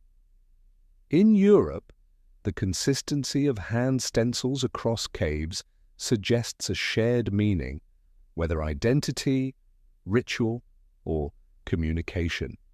The spread of this gesture across continents may reflect deep roots in human behavior, carried wherever people went. Imagine a group moving into a new valley, guided by rivers that lead to limestone cliffs. They discover a cave, its entrance hidden by brush. Inside, they light torches and find blank walls. As they paint animals and symbols, they repeat forms already known, lines, dots, bison, horses, because these forms connect them to traditions carried from elsewhere. In doing so, they make the cave part of a wider world, linking their marks to those in distant regions. The persistence of similar styles across Europe also points to memory as a cultural force. Stories and images repeated across generations created continuity.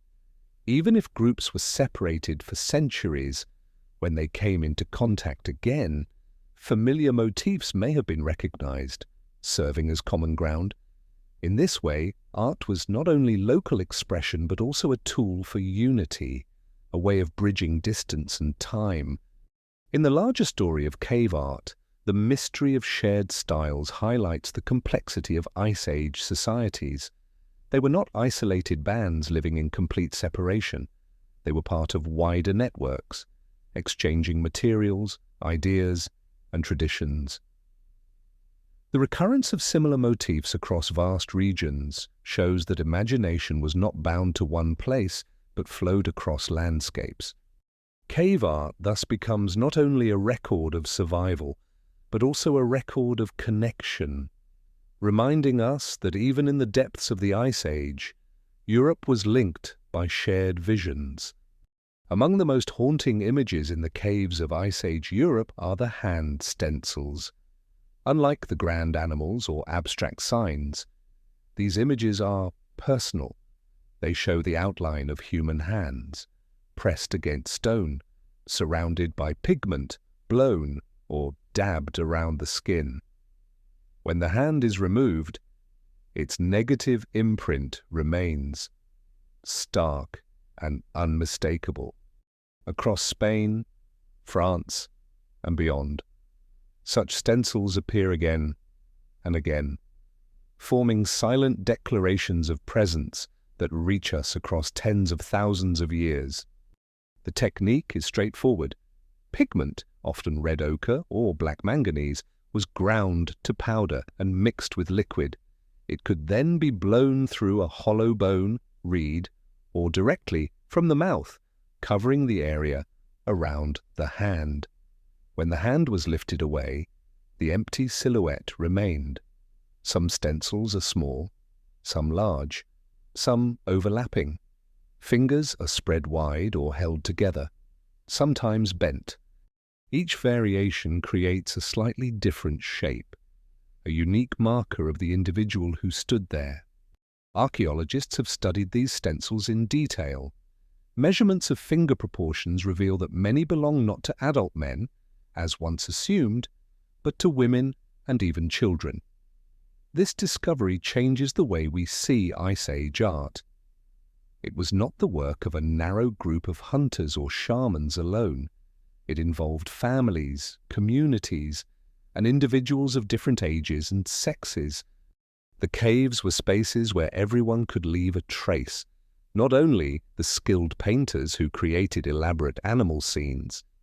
A lesser-known detail comes from the cave of Gargas in France. There, dozens of hand stencils show missing fingers or shortened digits. Some scholars interpret this as evidence of frostbite, injuries, or ritual mutilation. Others suggest that the fingers were bent deliberately during the stenciling, creating coded variations in shape. If intentional, these gestures might have carried meaning, signals, symbols, or identities expressed through hand form. The debate continues, but the possibility that hands communicated specific messages adds depth to their significance. The mystery remains as to why hands were placed on walls in the first place. Were they signatures, declarations of "I was here"? Were they part of ritual, marking participants in ceremonies held in darkness? Or did they serve as teaching tools, showing young people how to use pigment and leave a mark? No single explanation fits all cases. What is clear is that the act was deliberate, repeated across generations and regions, and invested with meaning that endured. Planetary rhythms again provide context. In a world of shifting climates, glaciers, and migrations, stability was rare. Camps rose and fell. Herds moved with the seasons. Rivers changed course. But the hand stencils remained fixed in stone, unchanging across millennia. They provided continuity, a way of linking present with past. Each hand was both individual and collective, a human presence anchored in rock, enduring while landscapes altered and populations shifted. Imagine the moment of creation. A small group enters a chamber with torches and lamps. A child presses a hand against the wall. An adult blows pigment across it, the red dust settling in a halo around the skin. The hand is removed, leaving its ghost behind. The child laughs, seeing the shape fixed in stone. Others take turns, layering hand after hand across the wall. In firelight, the wall comes alive with silhouettes, a gathering of presences recorded in silence. Hand stencils also appear beside animals and abstract signs, suggesting that they were not isolated expressions. They formed part of larger compositions, integrated into panels. In some cases, hands seem to reach toward painted figures, as though connecting human presence with the animals depicted. In others, they cluster near resonant spaces where echoes magnify sound. This placement reinforces the idea that hands were part of rituals or shared experiences, not random decorations. A subtle example comes from Pec Merle in France, where negative hand stencils surround the image of spotted horses. The juxtaposition is striking. Human hands frame animal forms, linking the two in composition. Whether this reflected a symbolic relationship between humans and the creatures they depended on, or simply aesthetic choice, remains unknown. But the integration of hands and animals shows that stencils were not marginal, but central to the visual language of the caves. The debate over meaning continues. Some researchers emphasize identity, seeing hands as signatures of individuals or groups. Others focus on ritual, proposing that stencils marked participation in ceremonies, perhaps linked to hunting or fertility. Still others suggest they were acts of play, simple gestures repeated because they were satisfying and memorable. None of these explanations can be ruled out. The enduring presence of hand stencils suggests they met multiple needs, combining personal expression with communal tradition. Planetary scale perspective again reminds us of their endurance. While glaciers carved valleys and rivers shifted, the hands remained. Some stencils are more than 35,000 years old, yet they look as fresh as if made yesterday. This endurance gives them power. They confront us directly. Unlike abstract signs or animal depictions, each hand is a body part, an extension of a living person, pressed into contact with stone. In them, we see the physical presence of Ice Age people more directly than in any other form of art. A lesser-known fact is that not all stencils are negatives.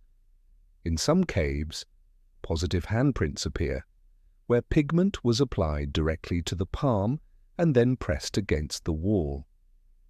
These are rarer but significant, showing variation in technique and intention. A positive print transfers pigment outward, while a negative stencil creates absence. The coexistence of both suggests different symbolic choices, perhaps reflecting contrasting meanings: presence versus trace, action versus memory. Step by step, the study of hand stencils adds layers to our understanding of Ice Age symbolism.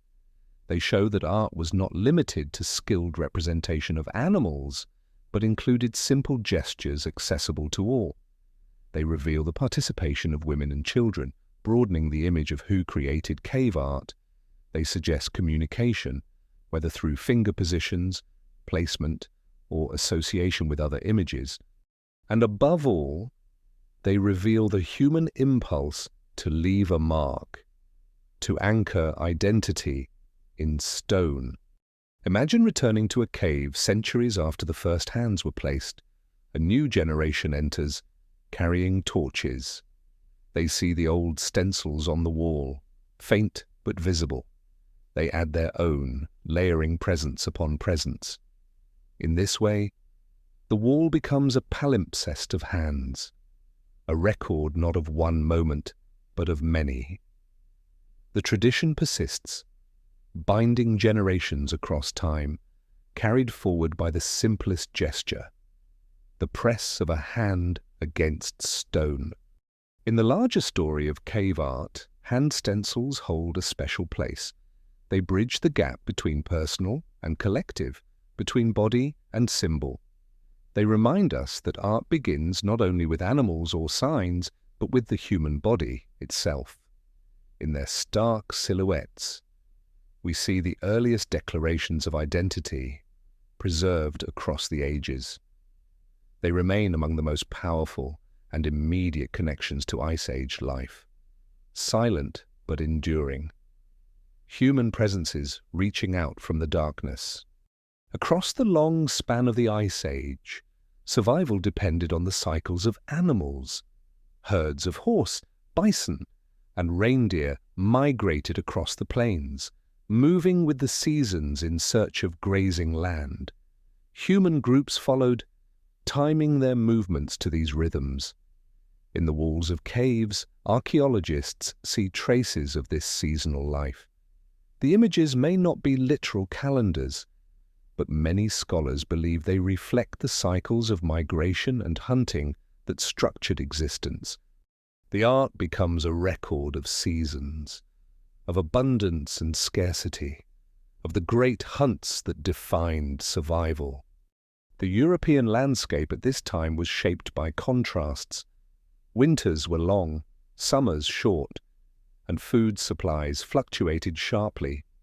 In spring, reindeer herds calved in northern valleys, drawing hunters who relied on their meat and hides.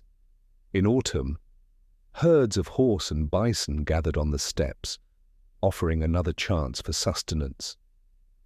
These movements set the rhythm of life. To miss them meant hunger. To follow them successfully meant survival. It is within this framework that cave art may find part of its meaning. A lesser-known detail comes from Lascaux, where researchers have noted that animals appear in clusters that seem to correspond with seasonal patterns. Horses dominate some panels, bison others, while reindeer are rarer but present. Some scholars argue that these groupings are not random. They may represent times of year, with different animals symbolizing different seasons. If true, then the paintings are more than decoration. They are symbolic calendars, reminders of the cycles that shaped existence. The mystery lies in whether these interpretations are correct. The paintings are not direct scenes of hunting. In fact, hunting scenes are rare. Most animals appear alone or in herds, but not pursued. This has puzzled archaeologists for decades. If the art served as hunting magic or seasonal record, why not depict hunters more often? Some suggest that the absence of human figures points to symbolic restraint, an emphasis on the animals themselves as sacred or powerful beings. Others propose that stories of the hunt were spoken or sung, while the walls preserved only the creatures central to those stories. Planetary rhythms again give perspective. As ice sheets waxed and waned, animals shifted their ranges. Mammoths roamed further south during cold phases, while forests in warmer intervals supported deer and boar. Human groups adapted to each change, adjusting their hunting focus accordingly. Cave art reflects this adaptability. In Chauvet, lions and rhinoceroses appear, echoing the fauna of a colder, steppe-like environment. In later sites like Altamira, bison dominate, reflecting different ecosystems. The art is thus a record not only of animals but of changing climates and habitats. Imagine a winter evening in an Ice Age shelter. Snow lies thick outside. Inside, firelight flickers on hides stretched for warmth. A hunter recalls the herds of bison seen in autumn, their power and abundance. As he speaks, another member of the group adds lines of ochre to a stone, tracing the shape of a horn. Later, in spring, when reindeer return, the story will change and new images may appear. In this way, art becomes a tool of memory, linking seasons together, ensuring that knowledge of cycles is not forgotten. At some sites, archaeologists have found engraved bones marked with series of notches. These may represent tallies, perhaps counts of days, hunts, or lunar cycles. While not the same as cave paintings, they show that Ice Age people kept track of time in deliberate ways. The dots and lines painted beside animals may serve a similar function, visual cues tied to the passing of seasons. If so, then the walls of caves held both beauty and utility, blending art with record-keeping. Another subtle detail comes from the alignment of some painted chambers with entrances that admit seasonal light. In certain caves, shafts of sunlight reach deep only at specific times of year. Some scholars wonder if these moments were significant, perhaps chosen for ceremonies linked to painting. If true, then cave art was not only symbolic, but also tied directly to the cycles of the sun and the turning of the year. The debate over function continues. Some emphasize ritual, arguing that art was created to ensure successful hunts, calling animals into presence through image and echo. Others stress memory, seeing the paintings as teaching tools to instruct younger generations about the appearance, behavior, and cycles of animals. Still others see art as communal storytelling, embedding knowledge in images that could be revisited, reinterpreted, and renewed. Each theory adds depth, though none can claim final certainty. Planetary scale cycles again remind us of the scale of time involved. Over tens of thousands of years, groups moved, climates shifted, and species themselves changed.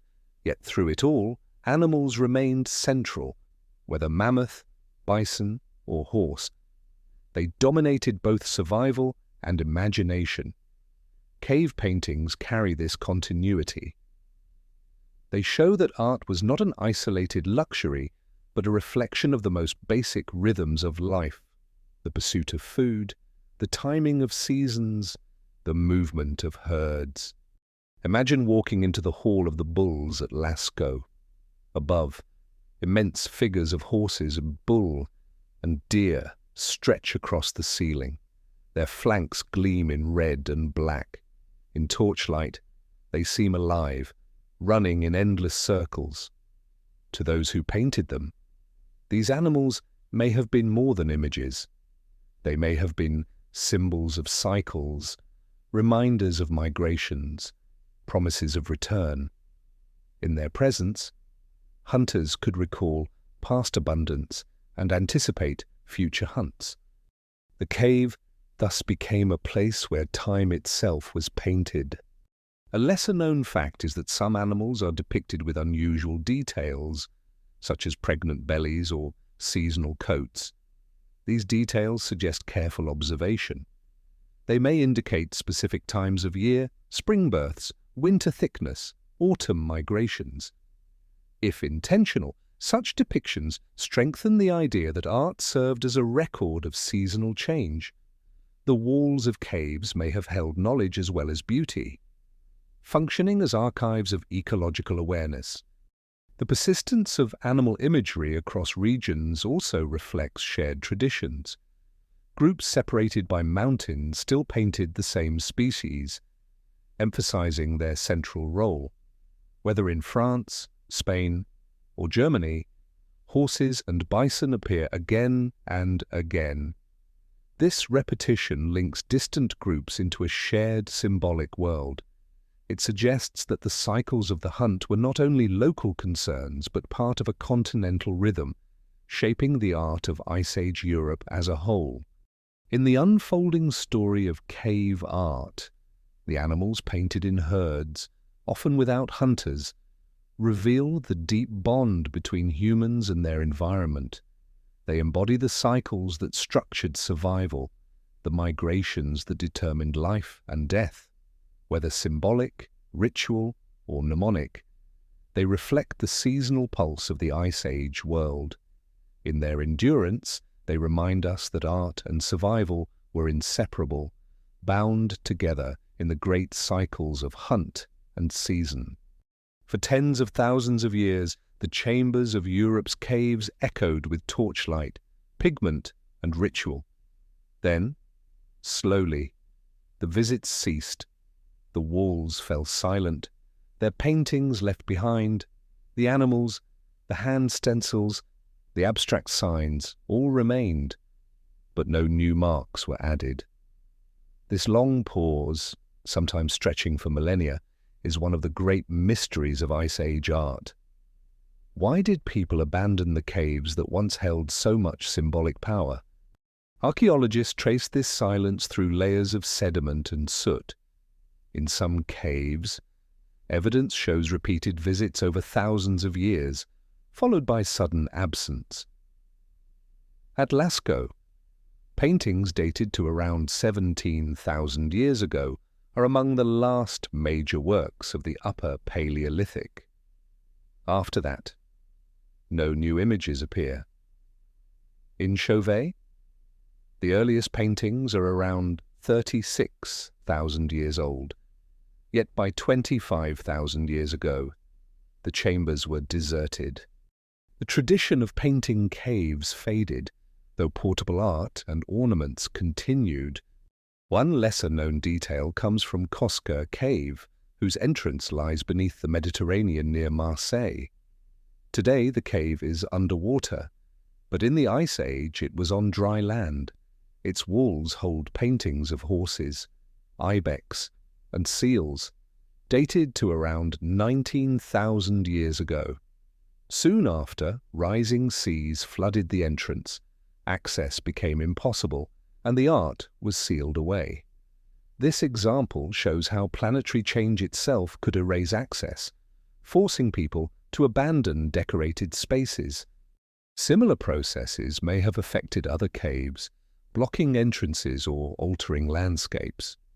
The mystery lies in why so many caves were left behind even when access remained possible. Some scholars suggest cultural shifts, new traditions arose, moving art into different settings. Others argue that population changes disrupted continuity. Still others point to climate stress, forcing groups to prioritize survival over symbolic expression. Whatever the cause, the silence of caves marks a turning point in the history of art. The deep chambers that once echoed with sound and flame were forgotten, preserved in darkness until modern discovery. Planetary rhythms again provide background. Around 20,000 years ago, the last glacial maximum reached its peak. Vast ice sheets covered northern Europe, and cold, dry conditions dominated. Human groups contracted into refugees in southern regions, especially Iberia, Italy, and the Balkans. Many northern caves became inaccessible, buried in ice or surrounded by hostile climate. Even in southern zones, conditions were severe. Populations shrank, mobility increased, and focus turned toward immediate survival. In this context, visits to deep caves may have become impractical, even dangerous. Step by step, traditions shifted. Portable art continued, with figurines and ornaments still produced in refugees. Engraved bones and decorated tools persisted as well. But the large-scale mural tradition declined. When climates warmed again after 15,000 years ago, people adopted new practices. They moved into open-air settlements, built structures of bone and hide, and developed new symbolic forms, including carvings on portable surfaces. The deep caves no longer played the same role. Imagine standing at the entrance of Lascaux near the end of its use. The chamber inside still holds glowing animals painted in red and black. But no one enters. The valley outside is changing. Herds shift routes, forests advance, and glaciers retreat. The cave, once alive with firelight and echoes, falls into silence. Dripping water continues, calcite forms over pigment, and darkness seals the art away. For centuries, no one returns. The paintings wait, invisible to the world that created them. A subtle but telling fact is that in some regions, caves once filled with art later show only signs of habitation. Fire pits, stone tools, and bones appear near entrances, but no new paintings deeper inside. This suggests a shift in function. The caves remained useful as shelters or camps, but their symbolic role diminished. Art was relocated elsewhere, perhaps onto movable objects or open-air settings that no longer survive. The silence of decorated chambers reflects cultural change, not the end of imagination itself. The debate continues about whether this shift represents decline or transformation. Some see it as the fading of a unique tradition, never to return. Others emphasize continuity, noting that symbolic expression persisted in new forms. The truth likely lies between. The silence of painted caves marks the end of one chapter, but not the end of symbolic life. Human creativity simply found other spaces in which to unfold. Planetary scale change again shaped the transition. As the Ice Age waned, sea levels rose, flooding coastal plains that had once supported rich habitats. Vast territories disappeared beneath water, taking with them sites of human occupation. At the same time, warming climates brought forests into regions once dominated by grassland. These shifts altered both survival strategies and symbolic practices. New landscapes demanded new responses. The cave tradition, tied to Ice Age environments, gave way to other forms suited to changing worlds. One lesser-known example is the transition toward the Mesolithic period, when microlithic tools and more mobile lifestyles became common. While cave art declined, rock engravings in open-air sites appeared. These engravings, though different in style, continued the impulse to leave marks in stone. They show that the human need to express meaning never ceased. It simply shifted location and form. The silence of caves was not an absence of creativity, but a redirection of it. Imagine future generations walking past a cliff that once sheltered decorated chambers. They see no entrance, no sign of the art within. To them, the valley is ordinary. The images remain hidden, sealed in darkness, forgotten. Only millennia later, by accident, will they be rediscovered.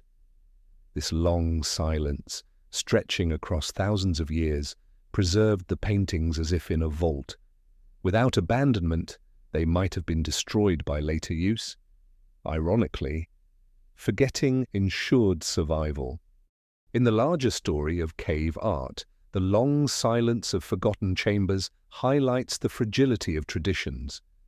What seems permanent can vanish quickly, left behind by cultural or environmental change.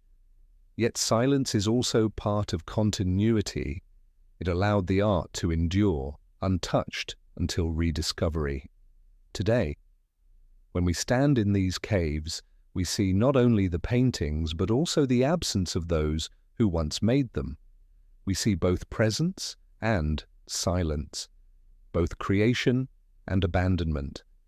The caves of Europe, scattered from Spain to the Urals, hold an archive of humanity's earliest imagination. Across their walls are discs, stencils, animals, signs, and echoes of sound.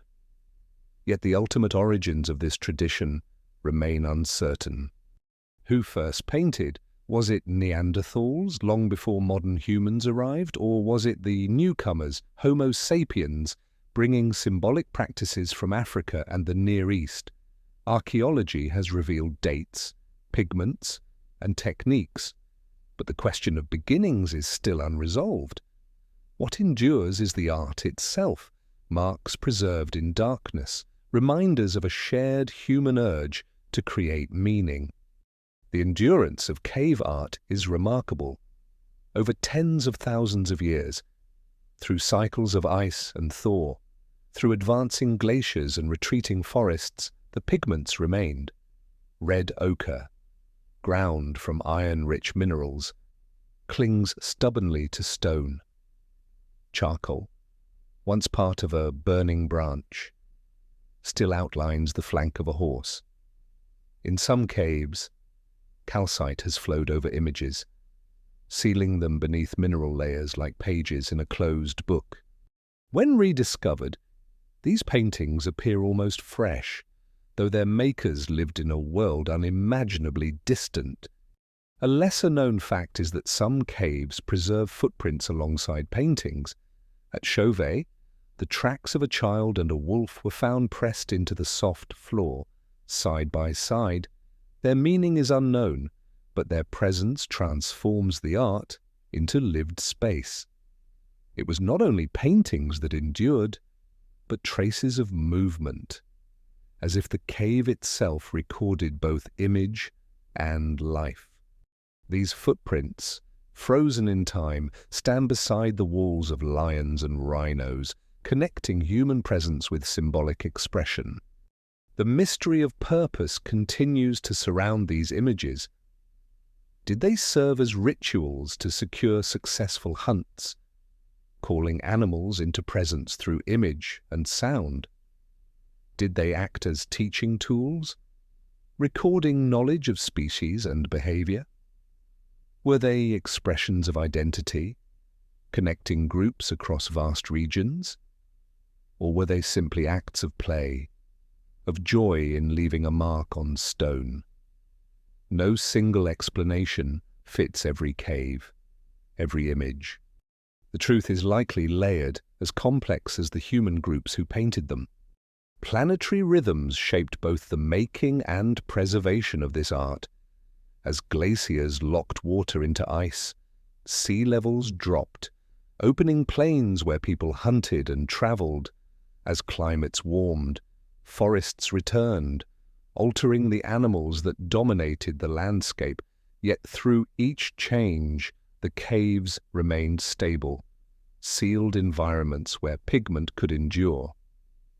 In this way, planetary forces both dictated the rhythms of life and preserved the traces of imagination. The caves became time capsules, holding stillness even as the world outside shifted endlessly. Step by step, archaeologists and scientists continue to uncover details. Uranium-thorium dating reveals minimum ages for calcite-covered paintings. Microscopic analysis of pigment shows mixtures of minerals and binding agents. Traces of torch soot mark the paths of visitors who entered with fire. Each discovery adds precision, but none resolves the core questions of origin and meaning. The science can tell us how the art was made and when, but not why. The why remains in silence, waiting in the spaces between fact and interpretation. Imagine standing today in a chamber of Chauvet or Lascaux. Electric lights now replace torches, but the walls are the same. Horses run in ochre and black. Bison turn their heads as if alive. Lions move in lines of shadow. Hand stencils linger nearby, silent signatures of people long gone. The air is still, heavy with age. In this moment, one senses the continuity of human presence across time. The artists are absent, yet their marks remain, unchanged by the passing of 40,000 years. A subtle but powerful detail is the sheer scale of some panels. In the Hall of the Bulls at Lascaux, figures stretch meters across, larger than life. To create them, people must have worked collectively, planning composition and technique. This collective effort suggests that art was not only personal expression, but communal activity. The community itself is written into the walls, preserved as surely as the pigment. The images are more than depictions of animals. They are records of human collaboration. The debate continues about authorship. If Neanderthals contributed to the earliest art, then symbolic thought predates Homo sapiens in Europe. If only modern humans created it, then the art reflects traditions carried from Africa. Either way, the images belong to a continuum of human expression, not a sudden invention. They remind us that imagination is ancient, not confined to one group, but woven into the shared fabric of humanity. Planetary scale change offers the final perspective. As glaciers melted at the end of the last ice age, sea levels rose, drowning coastal plains that once held camps and paths. Entire landscapes vanished, along with countless sites of human life. Yet the caves, hidden and sealed, preserved their art. What survived is only a fraction of what once existed. A scattered archive across limestone cliffs. Even so, it is enough to reveal the depth of early imagination, the persistence of symbolic thought against the vast backdrop of planetary change. Imagine, finally, the hand of an Ice Age person pressed against stone, pigment blown across fingers, leaving a silhouette that endures to this day. That hand may have belonged to a hunter, a mother, a child. Its meaning may never be known. But in its presence, we are reminded that the urge to leave a mark, to make meaning visible, is as old as humanity itself. The caves of Europe preserve this truth in silence, waiting in darkness until rediscovery. In the larger story of human history, cave art stands as one of the earliest testaments to imagination. It shows that long before agriculture, long before cities, long before writing, people sought to create symbols that reached beyond survival. The animals, signs, and hands painted in darkness speak not only of Ice Age Europe, but of the human condition itself. Fragile yet enduring, mysterious yet clear, they remain as enduring marks in stone, echoes of imagination that continue to whisper across 40 millennia. The caves of Europe still hold their silence. Dripping water echoes in chambers where no fire burns, and dust lies thick on the paths once walked by hunters, families, and children. The paintings remain. Horses run in ochre. Bison bow their heads. Hands stretch outward in stencils, as if reaching across time. For tens of thousands of years, no one saw them, yet they endured, waiting in darkness until rediscovery. Their survival is as remarkable as their creation. What we know about them is only partial. Science can measure dates, analyze pigments, and trace footsteps preserved in clay. Archaeology can compare symbols across regions, showing how traditions spread. Yet the meaning of the art itself remains elusive. Were the caves sanctuaries, classrooms, or theatres of ritual? Were the images records of animals or signs of stories now forgotten? We cannot say with certainty. The paintings remind us of the limits of knowledge as much as of its reach. And yet, this uncertainty carries its own quiet beauty. The mystery keeps the images alive, not as solved puzzles but as living questions. In their presence, we are reminded of the vast distance of time, of lives lived in climates and landscapes that no longer exist. We are reminded, too, that the desire to leave a mark, to create meaning in color and form, is ancient. It belongs not only to us, but to those who came long before, whose hands pressed against stone in silence. The caves are more than archives, they are bridges, and they carry memory across 40 millennia, connecting the first artists with those who look upon their work today.